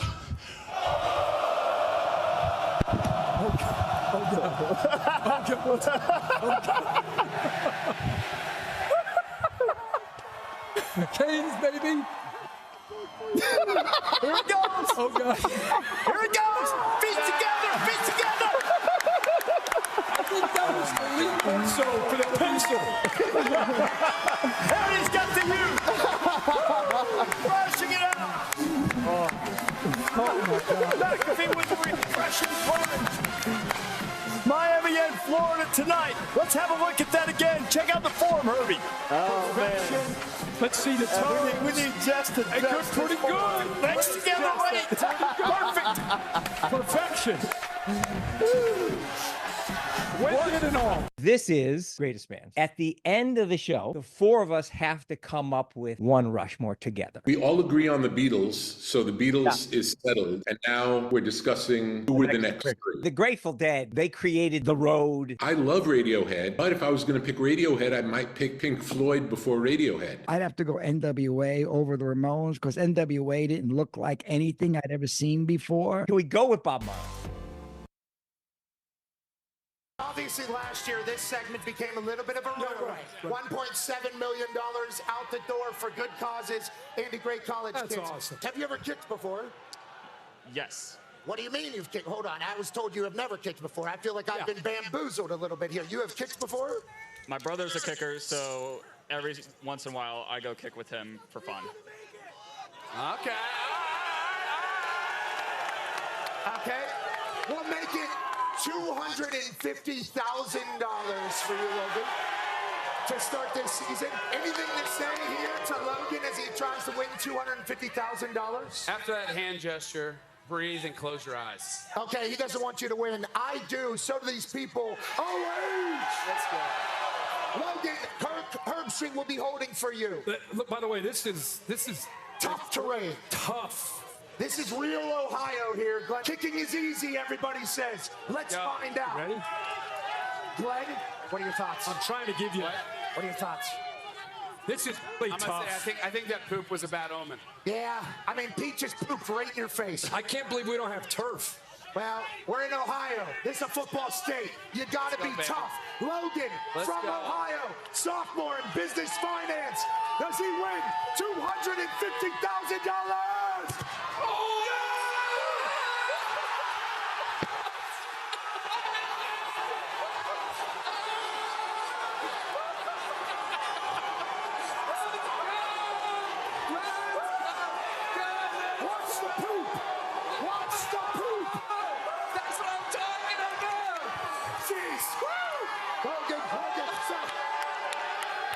Congratulations. I'll tell you what, $250,000 week one of the college football season. Thank you for showing up. I'm proud of you. How do you feel, buddy? I feel amazing right now. That was amazing. I don't want to be the bearer of bad news. You definitely stepped in Peter's poop during your celebration, but who cares? Buy yourself some new shoes from Glenn Powell, Kirk Herbstreit, Stanford Steve. Back to you, Reese. What a start. That was great. What a start. Hey, why? Let's go. This show stinks, and the fact that you listen, we are very, very thankful for. McAfee on the line with a gorgeous assist. The all-time leading tackler for the Green Bay Packers, you pig! Damn it! Your friend tell a friend something nice could change their life.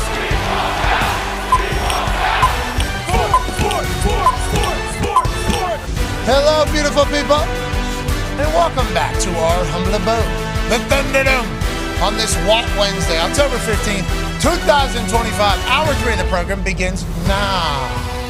Football! It's a special thing. That's college football national champion, Super Bowl champion AJ Hawk. The Toxic Tables here at Boston Connor and at Ty Schmidt. 9-year NFL vet, host of Everything DB, Good D, Bad D, which we'll see here in about 20 minutes or so. Darius J. Butler is here. Super Bowl champion, the man who just crowned the Carolina Panthers as the best performing offensive line coming out of Week 6 of the NFL season. AQ Shipley is here. And joining us now, live from Hammer, Dahn.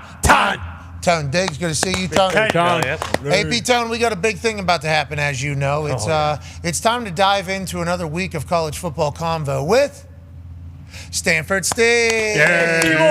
Steve-O, we appreciate you taking time. We understand you've been waiting for us. That's 100% on us, so we got it behind schedule. But we're thankful for you joining us. And we've enjoyed this every single week, getting a chance to catch up about ball, but also just catch up with you in general. How you doing, Steve? We're big fans of yours. I'm great. Yeah. I just got educated for a whole hour. Felt like hearing AQ, hearing you guys talk. I am locked in. I'm usually behind in the NFL prep by this time this week, but hearing AQ, hearing the excitement level and what he's ready to go, you bitching about the Colts being too low, I'm all in for that. Thank you, Stanford Steve. He seems like he also agrees with me, which is why he remembers that. So we need to take that in going forward. They're 5-1. Let's never forget it. And they're healthy, and they're dominant, and we'll dive into that at another time. Steve, let's talk about college football coming in. Yeah. We got a huge one happening down there in Georgia. Obviously, we're going down to Athens. There could have been a couple other places, but you got Ole Miss rolling in to a very, very dominating Dogs of Georgia. Steve, what are your thoughts on this game?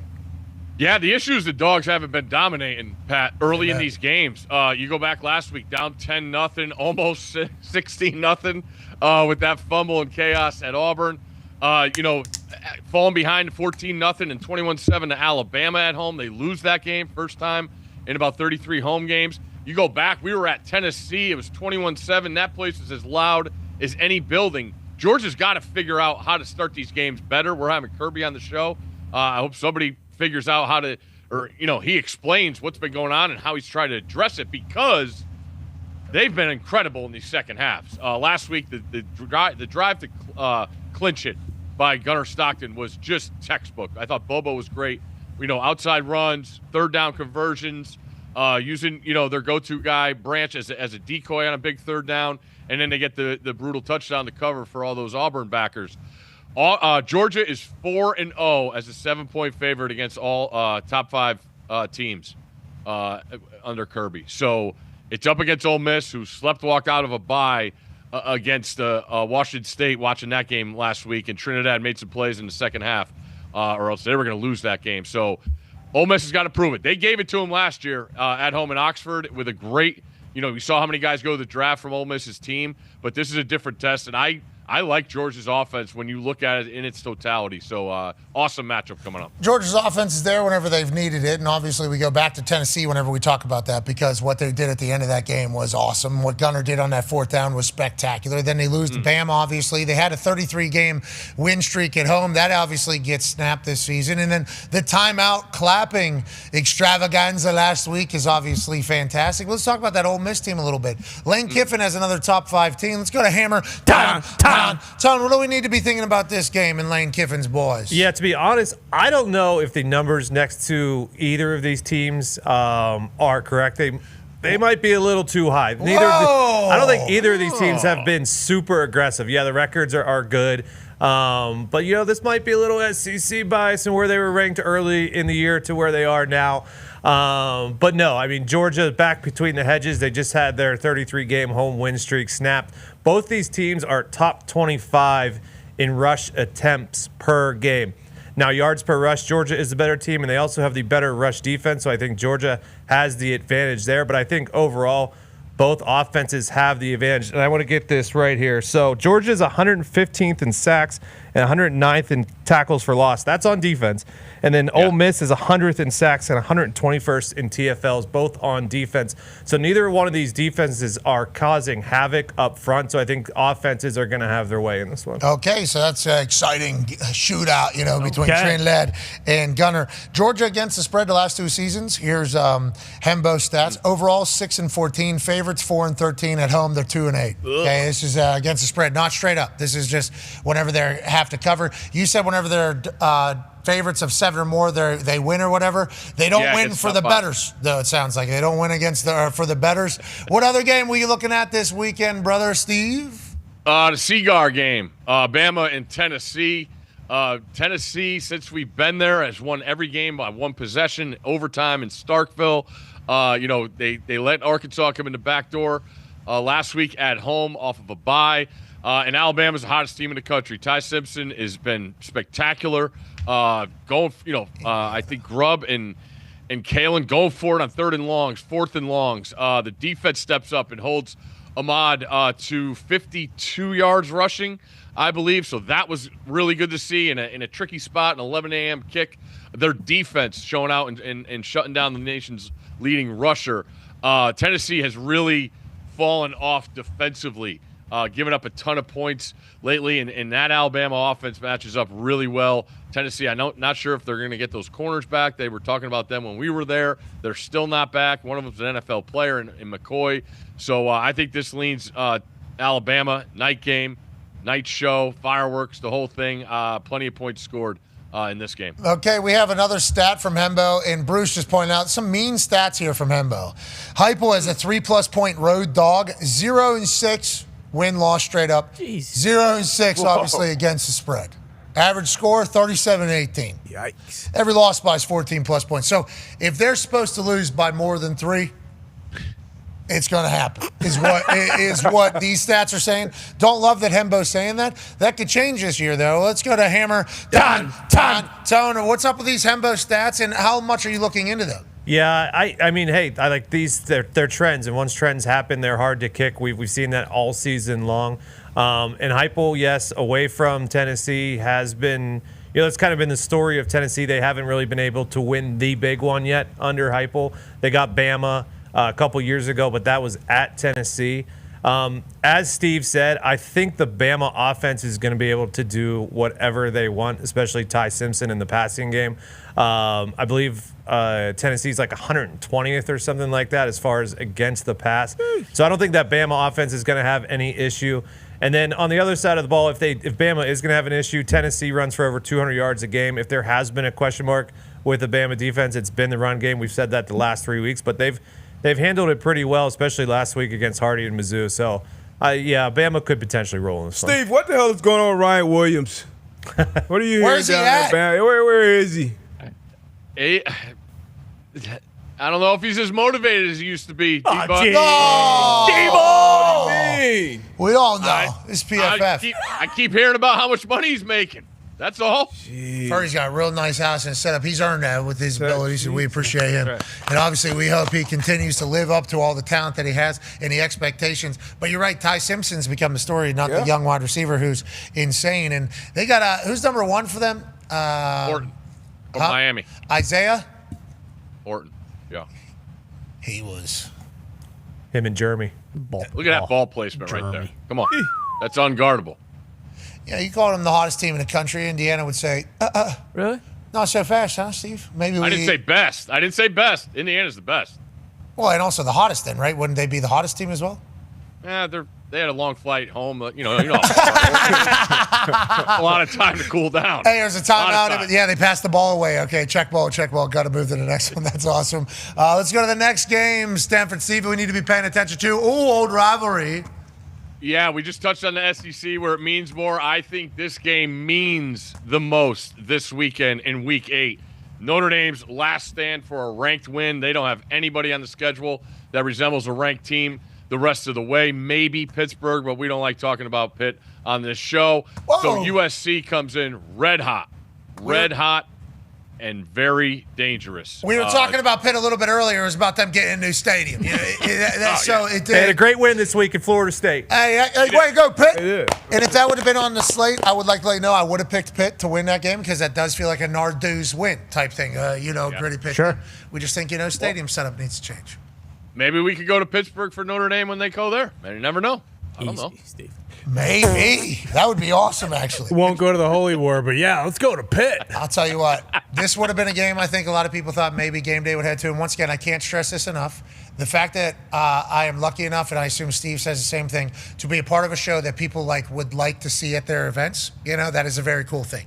We are very lucky to be a part of that. So anytime there's anger from anybody that our show doesn't go somewhere or that game day goes somewhere, we understand the magnitude of how cool it is to be a part of something that has that effect on people. Obviously, it's been this way long before I got there and Steve got there. It'll be a long after I and Steve leave. This will be a thing.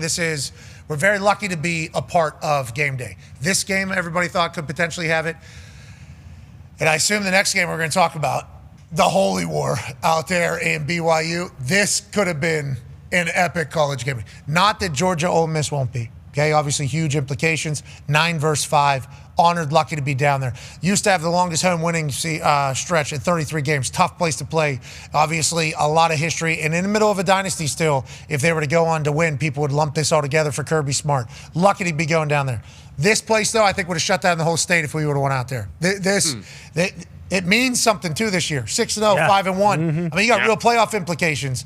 And this is big. I love that we got Bear versus Dampier. I love the storylines that are coming, and I like how good both these teams are, Steve. Yeah, and Utah has proved it 3-0 against the spread as a road favorite, which is tough to do in this day and age of college football. And BYU came back from the dead last week, late night in Tucson, comes back, goes to overtime, wins it. Bear Bachmeier, the Mormon stolen from Stanford. It's still tough to watch him play for BYU, but we're moving on. And plenty at stake. What do we got? Fourth time both teams in this rivalry are ranked, and all since 1994. So there's not a lot of times this game has meant this much. We know how much they hate each other. Both head coaches went to BYU. Whittingham won a national championship when he was at BYU, and now he's the head coach of Utah and had a serious run in that state. So the hatred is real. I love genuine hatred. There's nothing better. But Utah feels verified being a road favorite here, seeing what they're up against. Okay, and that's potentially because of what BYU looked like for most of that game last week. Obviously, you got to take everything into account. Kyle Whittingham's career record versus BYU. I don't know if you saw these numbers. Obviously, Whittingham, BYU alum. Oh, yeah. Kyle Whittingham showed up at our show whenever we were out there on a motorcycle and sleeveless. So it was cool. Pretty sweet. Yeah, it was pretty sick. Kyle Whittingham. He's 11-5 win-loss record against BYU, which also 11-5 against the spread. 5-1 against the spread versus a ranked BYU team. And 13 of 16 games have been decided by single digits. So it's a good battle. It's going to mean something. And that would have been... That could have been what they call scenes, I think, out biblical. there. I think that actually, Holy War. Yeah. I guess it could have been pretty biblical out there. Tone, anything we're missing on the Holy War? No, you guys we touched should ask on the it. West Virginia head coach. He played both teams. We get his pick? That's true. Yeah, we play a lot of tough teams. Yeah, I mean, they're both good football teams. We know that. Good football. Ohio University with Navarro. That's a good football team. Pitt is a good football team. Sure. A lot of good football teams West Virginia knows the ins and outs about. You know what I mean? I don't need to hear anything from you. I don't need to hear anything. Like Northwestern and UCLA, great teams. Great football teams. Tough to play Northwestern at home. Yeah. Tough to travel. Tough to play Always is. Northwestern at home. Because they Always come in is. there and you just think to yourself, it's Northwestern. Yeah, here come the Wildcats. Boys are big. And I don't even know did you guys fill up for Northwestern at home? Did you see the pictures of the stadium? No, I didn't see. Did you guys not go? You were at the whiteout. Nice end zone. There might have been about half that. Oh, no. Oh, really? No. I mean, I bet it was 75,000, 80,000. When's the last time that happened? Has that ever happened before? I don't know if that's AQ? ever happened. Really? What? Hold on. I didn't know I just opened a story that I should definitely known about. So you guys didn't fill that thing up for that game? Not even close. I've never heard of that at Penn State. Really? Someone put a still shot of like before the whiteout and then like right before this. Okay, so this might be it. This is during the game? No, this was. Yeah, well, right as it's ending. What's the score? Is this end of game? Yeah, it's when they're taking a knee. Okay, so end of game's tough because 100-some thousand potentially want to get out of there. Hard to get out of there. Can we get one from earlier? Yeah, there was one like before the game. There was one right before the whiteout against Oregon, and then one right before the Northwestern, and it was night and day. Wow. No pun intended. It's because you lose to UCLA the week before, or because you lose to Oregon a week before that, or what? Is that a new 2 in a game? row, early game, but it wasn't. No. Didn't look at 3:30. 3:30. Yeah. 3:30. Okay. Yeah, plenty of time. It's bad. So They were done. The fans made the decision I already. think the UCLA thing really sent the fans over the edge. How about that, Steve? Penn State. Franklin walked out there, saw an empty stadium, and go, oh, no, that's not good. Right? I mean, that is not good. He made comments before the game. He's like, we've prepared the team for booze and a hostile environment for a home game. I would like to reiterate this 100 times.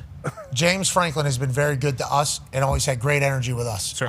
He was great to that program. Great. Turned you guys around. Turned us around. Kept us there when it was in the depths of hell. And he'll be remembered as that guy? For sure. But just not it's in a the results-driven business, period.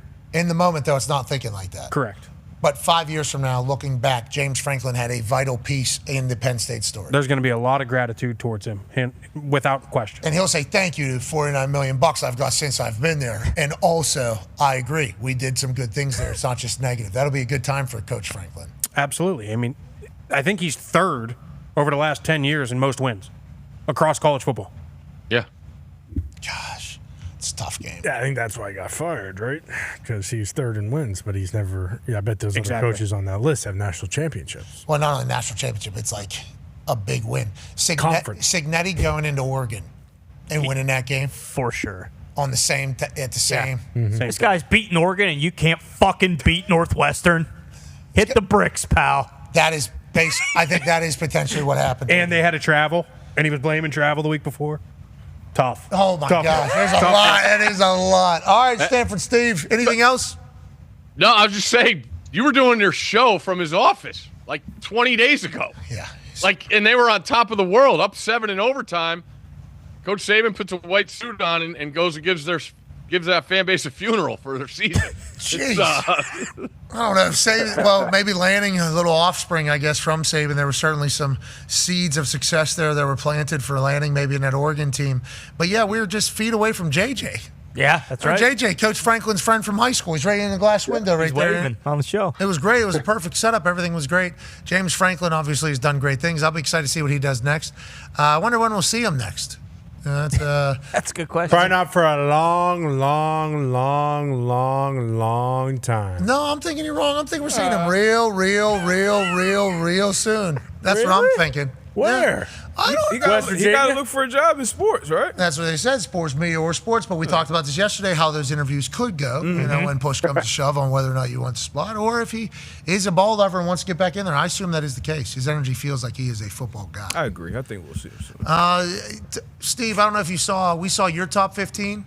Yeah. I don't know if you saw Tone's predicted college football playoff bracket at this point. That's a sexy graphic. He's got 5 SEC schools, 3 Big Ten schools, obviously Big 12, Power 5, ACC in there as well, and independent with Notre Dame making it. Congrats to them beating USC and then continuing to go on a run for the rest of the year is what Tone Diggs is saying. Also, congrats to Utah beating BYU because Utah is still in the hunt. BYU is not. Big news, Texas Tech does its thing and Miami wins the ACC outright, so congrats to them making a win is what Tone's saying. Anything you see here, Stanford Steve, and how accurate do you think these projections are as we sit week 7 versus what the end of the season actually is? Well, that's what it's going to come down to. I mean, everybody wants to know the numbers. We changed the format, so it doesn't, the buys don't go to the league winners. I saw the I'm not an analytics guy. I just read it and I wrote it down because I thought I could comprehend it, so hopefully other people can. Right now, the SEC is 90% to send 4 teams to the playoff. Tone has 5, so he's on point there. And the Big Ten is 89% to send 3 teams, 42% to send 4. So yeah, it's pretty top heavy. Nice. I mean, everybody's talking about the depth and what it is, SEC versus the field, whatever. The Big Ten's pretty top heavy right now with Michigan getting beat last week by SC and Penn State not being what they have been. And the SEC, I don't know if they have a team that can win the national title, but they're going to have the most teams in the playoff. I think we could guarantee that just seeing what those teams have to play. And the resumes are just going to look tougher because of all the games you still have to go through. I mean, Alabama, this is, 6 straight against ranked opponents. This is the first team that Alabama hasn't played that hasn't been undefeated this year. So their resume is as strong as anyone's, even with a loss to Florida State, because of the wins they've attained on the road and now coming back home against Tennessee. A&M's the outlier to me because they're good. It's probably the second best win in the country after Indiana went to Oregon last week, which is the best. A&M going to Notre Dame is pretty damn good, and they don't play a home game until November 15th. They got 3 road games and a bye. So we're going to know everything we need to know by November with Elko's team, which I know you like, Pat, and I love him. What he's doing on third downs is just gross with dialing stuff up. So that looks pretty good, and Texas Tech is an awesome story. I really hope we could get to a Texas Tech home game during this run because that place – I was there for the Crabtree catch. It's the greatest night in Lubbock, Texas, and if we go back there, it'll be absolutely awesome. I love that, and I also appreciate the fact that they're going all in and it's working. I like anytime somebody goes all in and it works because that is hopefully, an example for others to follow. Like, hey, if you go all in, you also have success. When people go all in and they fail, okay, that gives other people say, see, they're doing all this and they don't even win. So, we need the people that go all in and are doing it to win so that other people look at that and say, that's the model that we need to follow. We don't need people going all the way in and then not having success because then the cheapskates out there go, see? Just like we said. Okay? I'm 17 years removed from that program. Point another direction. This guy doesn't want to be a part of it?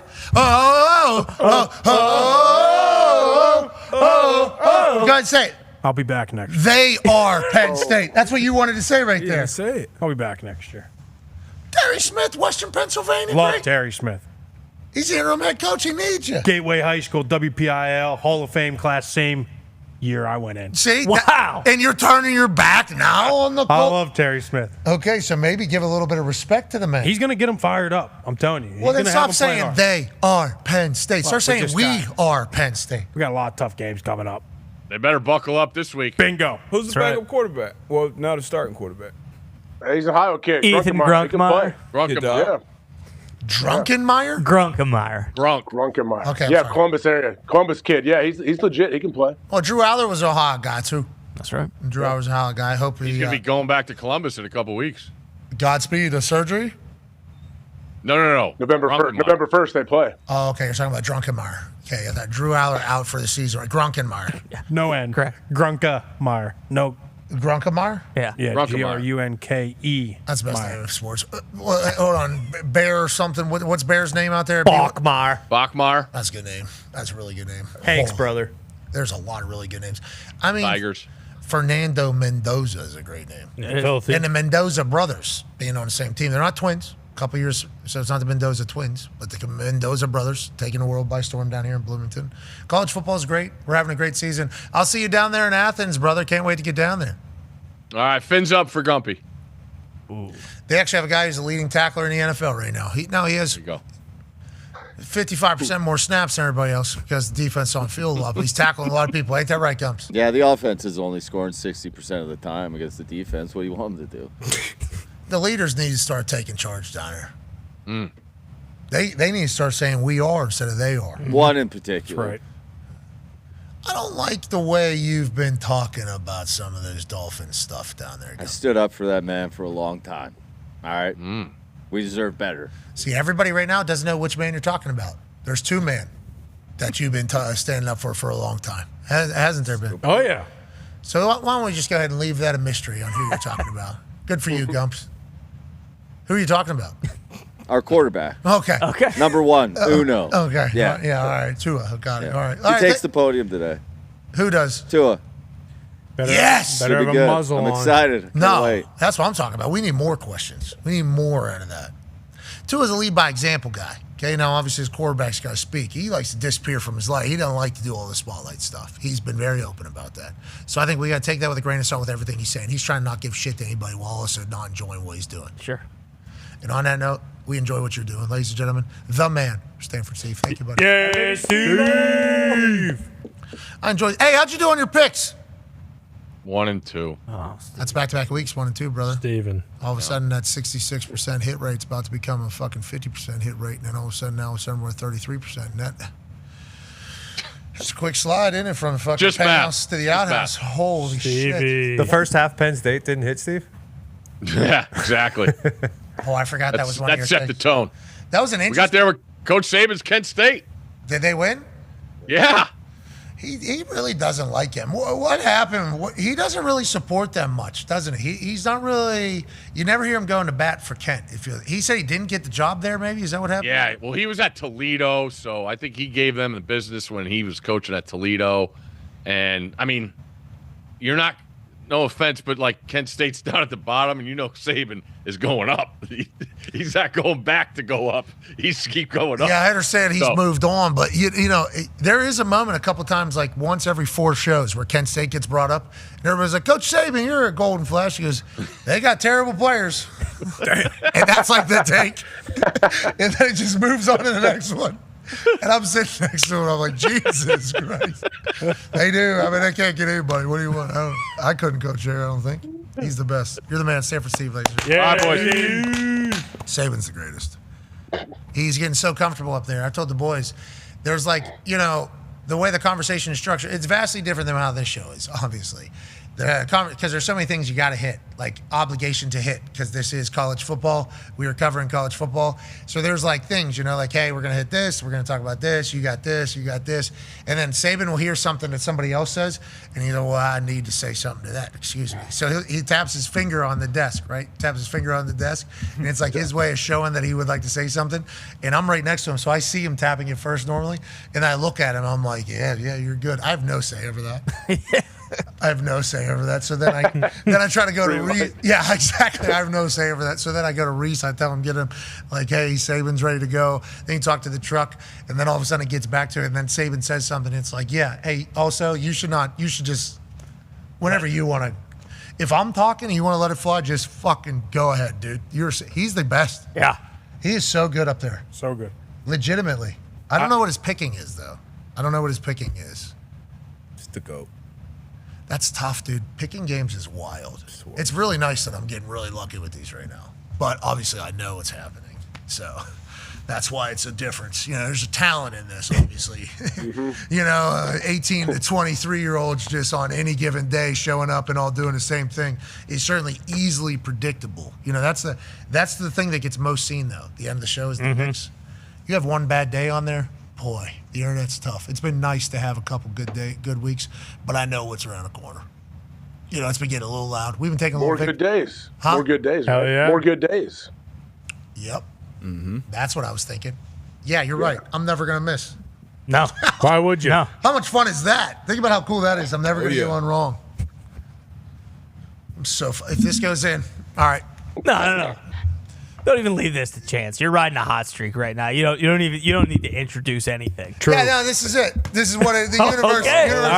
Okay. We need to know. I would like to know right now. I think it's going to change my vibes, change my mood. Because yeah. all I'm thinking about is right around the corner. Well, you know, going 8 to 10, 8 to 10, 8 to 10 every single week. That's certainly a time. That's a good time. Because all the people that you picked against can't really say much because the team was right. You were wrong. But boy, you pick against the team and you were wrong, and their team wins. That opens the floodgates in their eyes to say whatever they want about you. You know, get anything that Colts of Carolina. Anything they've wanted to say. No, yeah, exactly. That's a good one. Out of nowhere, just an enemy all of a sudden quickly comes and bang. You know, so when you're winning, it's good.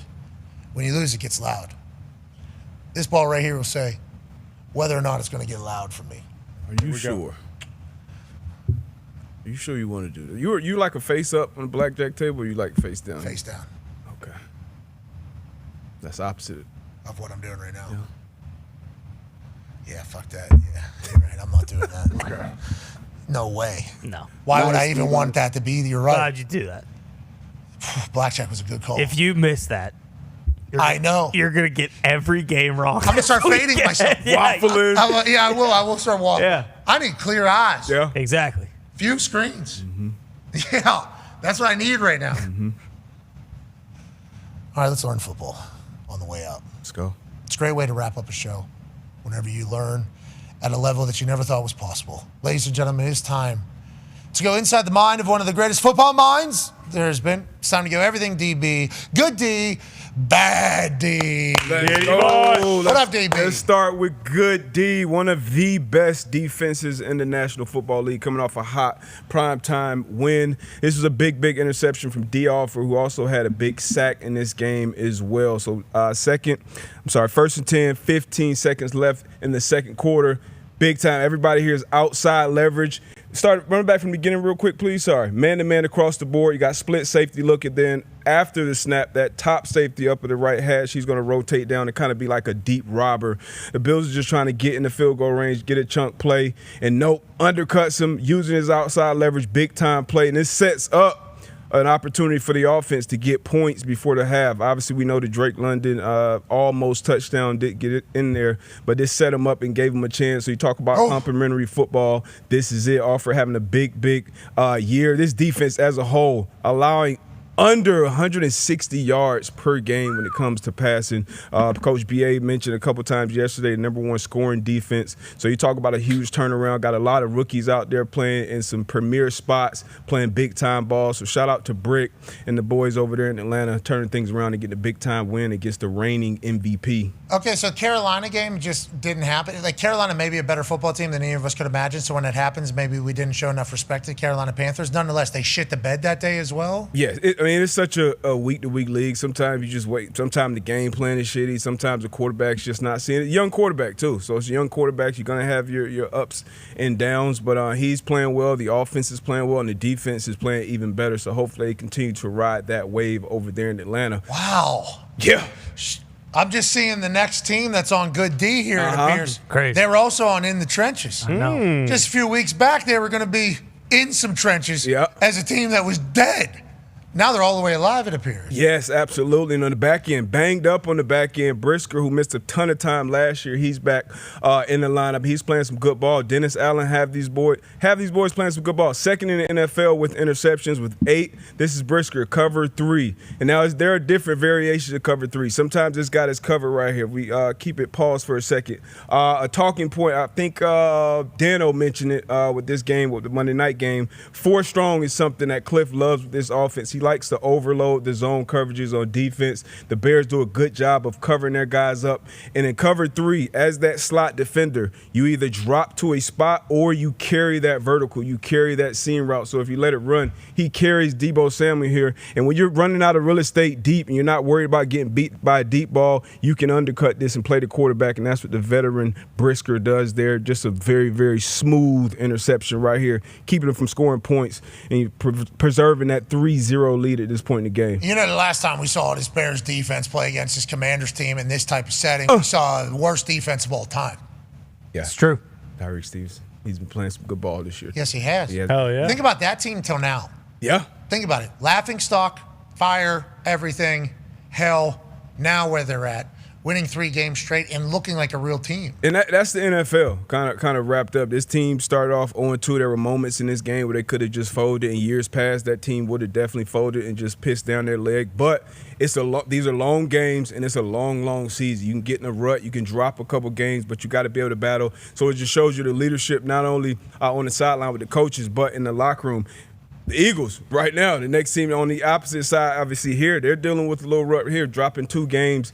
Big time play here by Flott. Now, keep it paused. We got pressure, so it's going to be a 0 look from the New York Giants. And as a corner, kind of similar to Brisker, when you get to this area of the field, you get inside the 20, the field now becomes wider than it is longer. So you're not necessarily worried about getting ran by. And then we talked a couple weeks ago about leverage. So right here with that cut split of the wide receiver, he's about a yard inside the numbers. Flott does a good job starting out with outside leverage, foot up, and he knows we got more guys than they can block. So this ball is going to be coming out quick. So Hurts has to be absolutely perfect. This ball has to be out in front where his receiver catches it or it goes out of bounds. If it's not, it's going to be in trouble. When you throw these picks, when you throw these balls out to the flat and you're late, or if you're off target, they can go back to the house. Saquon does a good job here running them down and getting them out of bounds, giving its defense the chance to just line up and play defense. But big time play right here by Flott. How's he been playing this year, Bruce? How you guys feel about 2-8? He's good. You know, it's his 4th year in the league. He's been rotating with Deontay Banks, who's in his 3rd year. This was actually the first game this year where Flott just played the whole time, and obviously it pays off here. Young secondary, been on bad D a bit, but obviously this is encouraging, on the other side of the coin. I'll tell you what, we've been a lot of bad D givers around here at the Giants. Everything's turning up Giants right now. Yeah. Everything's turning up Giants. Saw Scata boom out there as a big takeaway. Yeah. Now the defense, Flott's getting a pick. That looked easy for him, AJ. That looked easy for Flott right there. Yeah, it did. D-Butt say zero coverage. He doesn't have to bail. He knows, like, hey, man, where they are in the field. I mean, yeah, just something that for Jalen Hurts and this Eagles offense, just absolutely killer. Can't happen, but it was a great play. And timely too. 27-17 right here, 4th quarter. So if they go in and score a touchdown right here, it's a 3-point game, obviously. And now not only do you get the interception, but you set up your offense that's led by a young quarterback in a great position to be able to continue to run this ball and tick time off the clock. I'm sorry. Yeah, tick-tock, no worries. Time off the clock. Now, speaking of time off the clock, as the game gets later, it seems like this team only gets better. Yes, they do. Now, Mac Jones threw for a ton of yards here. Jamel Dean actually just won the NFC Defensive Player of the Week. It's his birthday as well. Happy birthday. Happy birthday. Jamel. He's missed some time, but he's played well this year. Has made big-time, timely plays. This is another one here. Now, run it back a little bit. Starting here for Mac Jones, this looks like – what kind of defense does this look like, AQ? Single high. Single high defense, so probably man-to-man, maybe cover 3.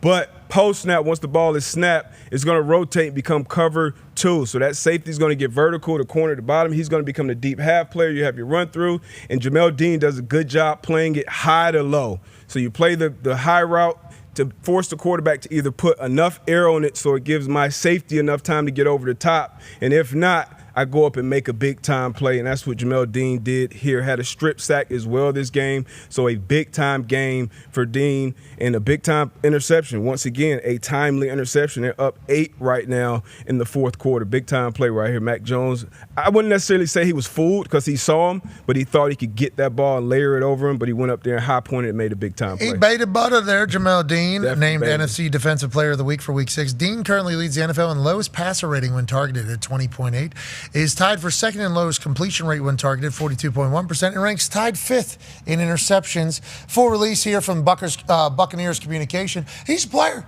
A lot of stats saying he's great, and it turns out Good D is also saying he's great, and it appears if he baited butter right into that particular throw. I love the disguise from 1 high to 2 rolling into that thing. Got you confused. It did. AQ had no idea what the hell was going on. No, and I was kind of blown away on how they got to 2. Yeah. Kind of wild because they sent the corner.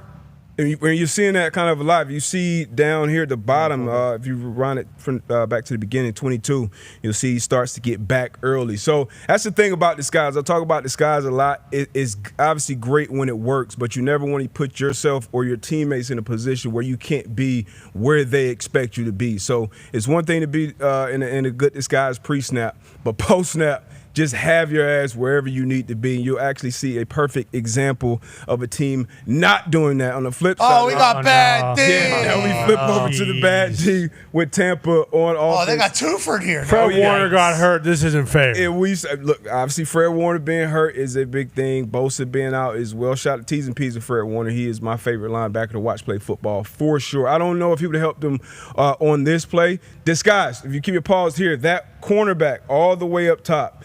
This is some variation, in my opinion, of cover 3. You'll get the late motion with the back going out there. That kind of gives you a little eye candy. But that corner, he is responsible for the deepest of the deepest on his side of the field in that third. And obviously, the post safety, he has the same responsibility. And you have a corner down here with the same responsibility. So right now, he's only 1 yard deep, and he's responsible for the deep third part of the field. So Tez Johnson, we saw this play yesterday, let it roll here. He sees the vacated area, and he just throws that hand up and run it down, and Baker does a great job getting the ball, seeing it. B.A. said this probably wasn't even his route. He just saw the open area and just ran to it. But that corner, you're never going to get to where you need to be with that alignment. You can see him kind of, we all either slap your hands or slap yourself in the past. You fucked this one up, and they just started with alignment. If he's aligned, if he's off, who knows what route Tez actually runs if the coverage is played properly. But whenever you do this, that's the thing about cornerback. Like, you can have, 55 great plays, and you mess up once or twice, and it becomes a play like this. MVP. MVP. Tez is special. Yeah. He said, I'm slow sometimes. It's going to take me a little bit to catch up. And the boys hyping him up, saying, now you got your confidence. Now you're going to be you. If they continue to add weapons down there, they're a problem. He's got to get healthy. Exactly. Yeah. If they continue to imagine guys just coming back healthy like week 13, just dropping in. Oh, we got an all-pro dropping in. Yeah. We got another one dropping in. It's like they're only going to get better and stronger, and somehow they're still leading the NFC. Oh, another case of Dallas Cowboys. Bad D and Big D. I'm sorry. 20-yard line. We got some variation of too high down here. So you got a cloud corner, and then you have a deep half safety. Once again, not worried about necessarily the deep ball, but you're playing concepts down here because things happen so tightly. And a very common concept around the National Football League is like a high-low, like a stick dig route. So if you run it, if you let it run a couple clicks here, you pause it here, you see Lee get about 5 yards from the line of scrimmage just sitting up, curling up. So that lets that safety know I'm sure this is a concept the Panthers run a ton because it's ran across the NFL. You sit there, and then you have a dig or post route from T-Mac down here, number 4. But he goes, boom, gives him a little baited butter, went vertical, dig and go. Great job by Canales calling it. Great job by Young seeing it and throwing it. A little cue here. He run it back a little bit, which once again is much easier sitting here looking at the screen. But the receiver never looks back, right? So if you're running the dig, if you're running the post, you're going to snap your head back and get it back to the quarterback. The entire time of him running his route, he's looking at the safety. once again, a lot easier to see here than it is on the field because you're anticipating that. You want to jump that and beat them to the spot. So a great job having tendencies as an offense and then using a double move off of those tendencies. So he had 2 touchdowns in this game, T-Mac did for him in this big comeback that we kind of saw, kind of a little bit behind the scenes with Bryce Young mic'd up. Irish juice is special, huh? They're saying T-Mac's a real deal. Yeah. I like that. He's got all the tools. He's got all the tools. He's big, he's fast, he's agile, which you don't really see that combination much. And then as long as they can continue running the ball like they have. Number 1 offensive line in the league. That's what he said. Back-to-back, what, 225 for Rico? Isn't that weird when you run the ball? How it opens everything up. Isn't that crazy? Isn't that a crazy thought? Maybe Cleveland should throw it 70 fucking times next week. Jeez. All right. Thank you. Great show, guys. We appreciate you. We started out with a little PFF heat. We ended with a little play calling heat. That's a nice little Wednesday. Great work this week, D-Buck. Great work on Good D, Bad D. Hey, Q, thank you for traveling out here, brother. Great work today. We appreciate you. I'm excited to see how you do a U-ball. I'm excited, too. I gotta find a partner. Yeah, you do. You need a partner. Isn't, Tony, right? Isn't Tony in the... Tony did drop Bruce. Yeah. I did not drop Bruce, but it would be an honor to play with AQ. But I would certainly drop him again because I did drop him the other day. I said I'm looking for a new teammate. And then if you want to be that new teammate, I would certainly drop Bruce. I love Bruce. He just got so down in the dumps so quickly. Yeah, he doesn't do that. You got to pick him up, Tone. You got to pick him up. Nah, that's not my job. No, that's your ball. It's your job. Be like Bryce Young. Stay with me. It's you ball. It's not we ball. But you're a team. That's good. And it's on you. Kind of needs Should a be play called we ball to ball. win, though. Bruce, how do you feel about just kind of getting buried here publicly without really saying anything? Yeah, no, I mean, the Tony was Dennis Rodman out there. He was grabbing every rebound, throwing it down. So it was completely on me. My PFF grade, I'd probably give myself like a 36. Oh, you're missing assignments? Out of 36? I'm not a defensive player. I got a little caught up in trying to catch the ones that just hit the backboard and drop right away. Bad strategy. Then I was letting up all the easy ones that hit the rim. Read the rebound. Yeah, no, I was trying to reinvent the wheel, and I should have just been focused on my fundamentals. Yeah, okay. That's good ownership. Yeah, it is. Great ownership. That's good accountability right there. Tone, I ask you, do you have any regrets on maybe moving on from Bruce twice after hearing the accountability? He was doing a lot of, this one's on me, all fingers pointing back at Bruce there. You got to like that as a teammate, or are you guys still splitting? Yeah, I mean, he's great. He's saying all the right things right now after the game, after the locker room, after the shower, after things calmed down. But during the game, he was, kicking dust up and popping. And I just didn't love that. A lot of passion, Tony. I'm not going to apologize for that. You're saying when bullets are flying, boy, there's somebody heading for the hills, and we don't need that. You know me, I'm a positive guy. I need some positive reciprocation. Yeah, especially in the middle of this game, because this game will knock you down. Yeah. Because you're going to fail a lot. I don't want to be down in the dumps. He's getting a partner as the most positive guy on earth. You? Me. Yeah.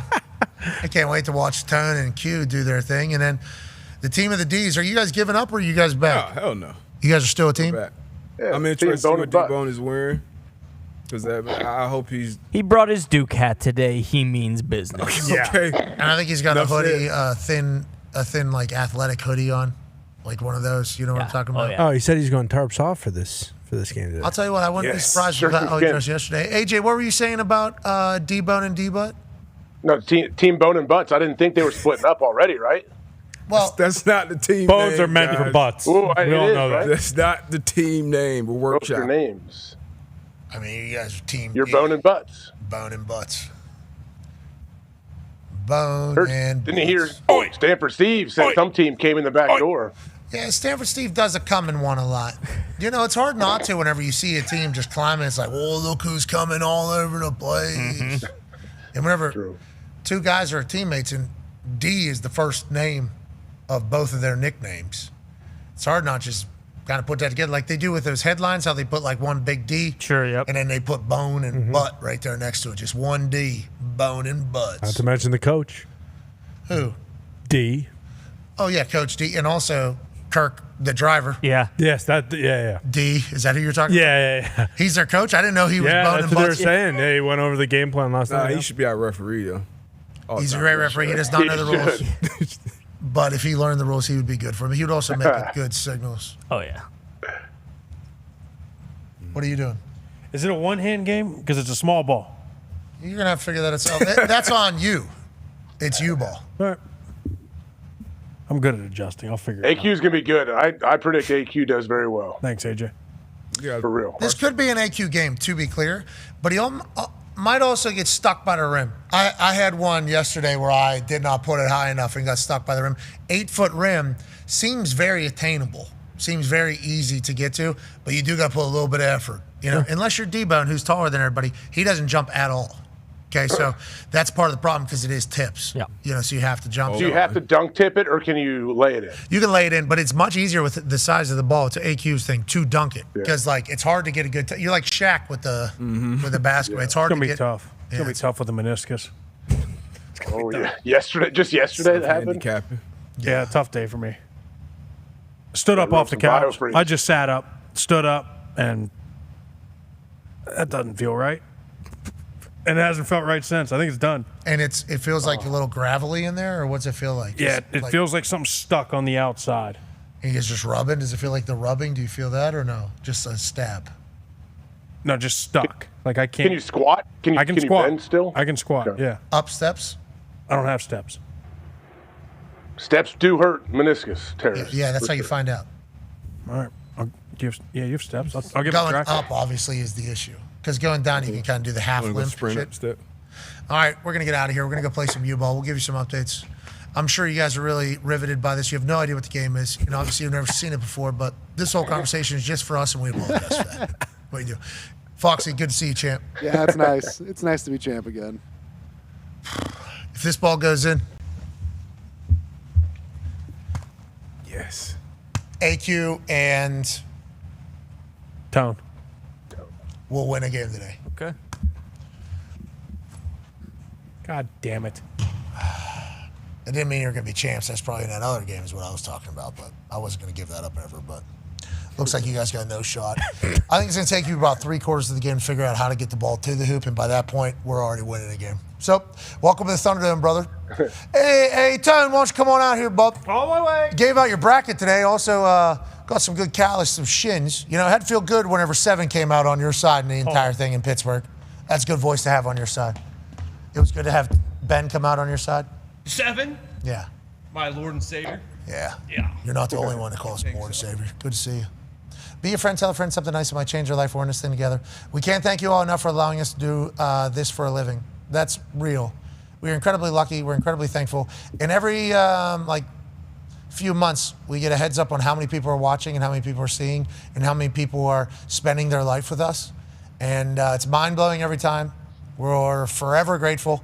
We have no idea why you choose to do so, but for as long as you choose to do so, we'll continue to do this. Thank you all so much. We're in this thing together. Never forget it. Team on me. Team on 3. 1, 2, 3. Team. Goodbye.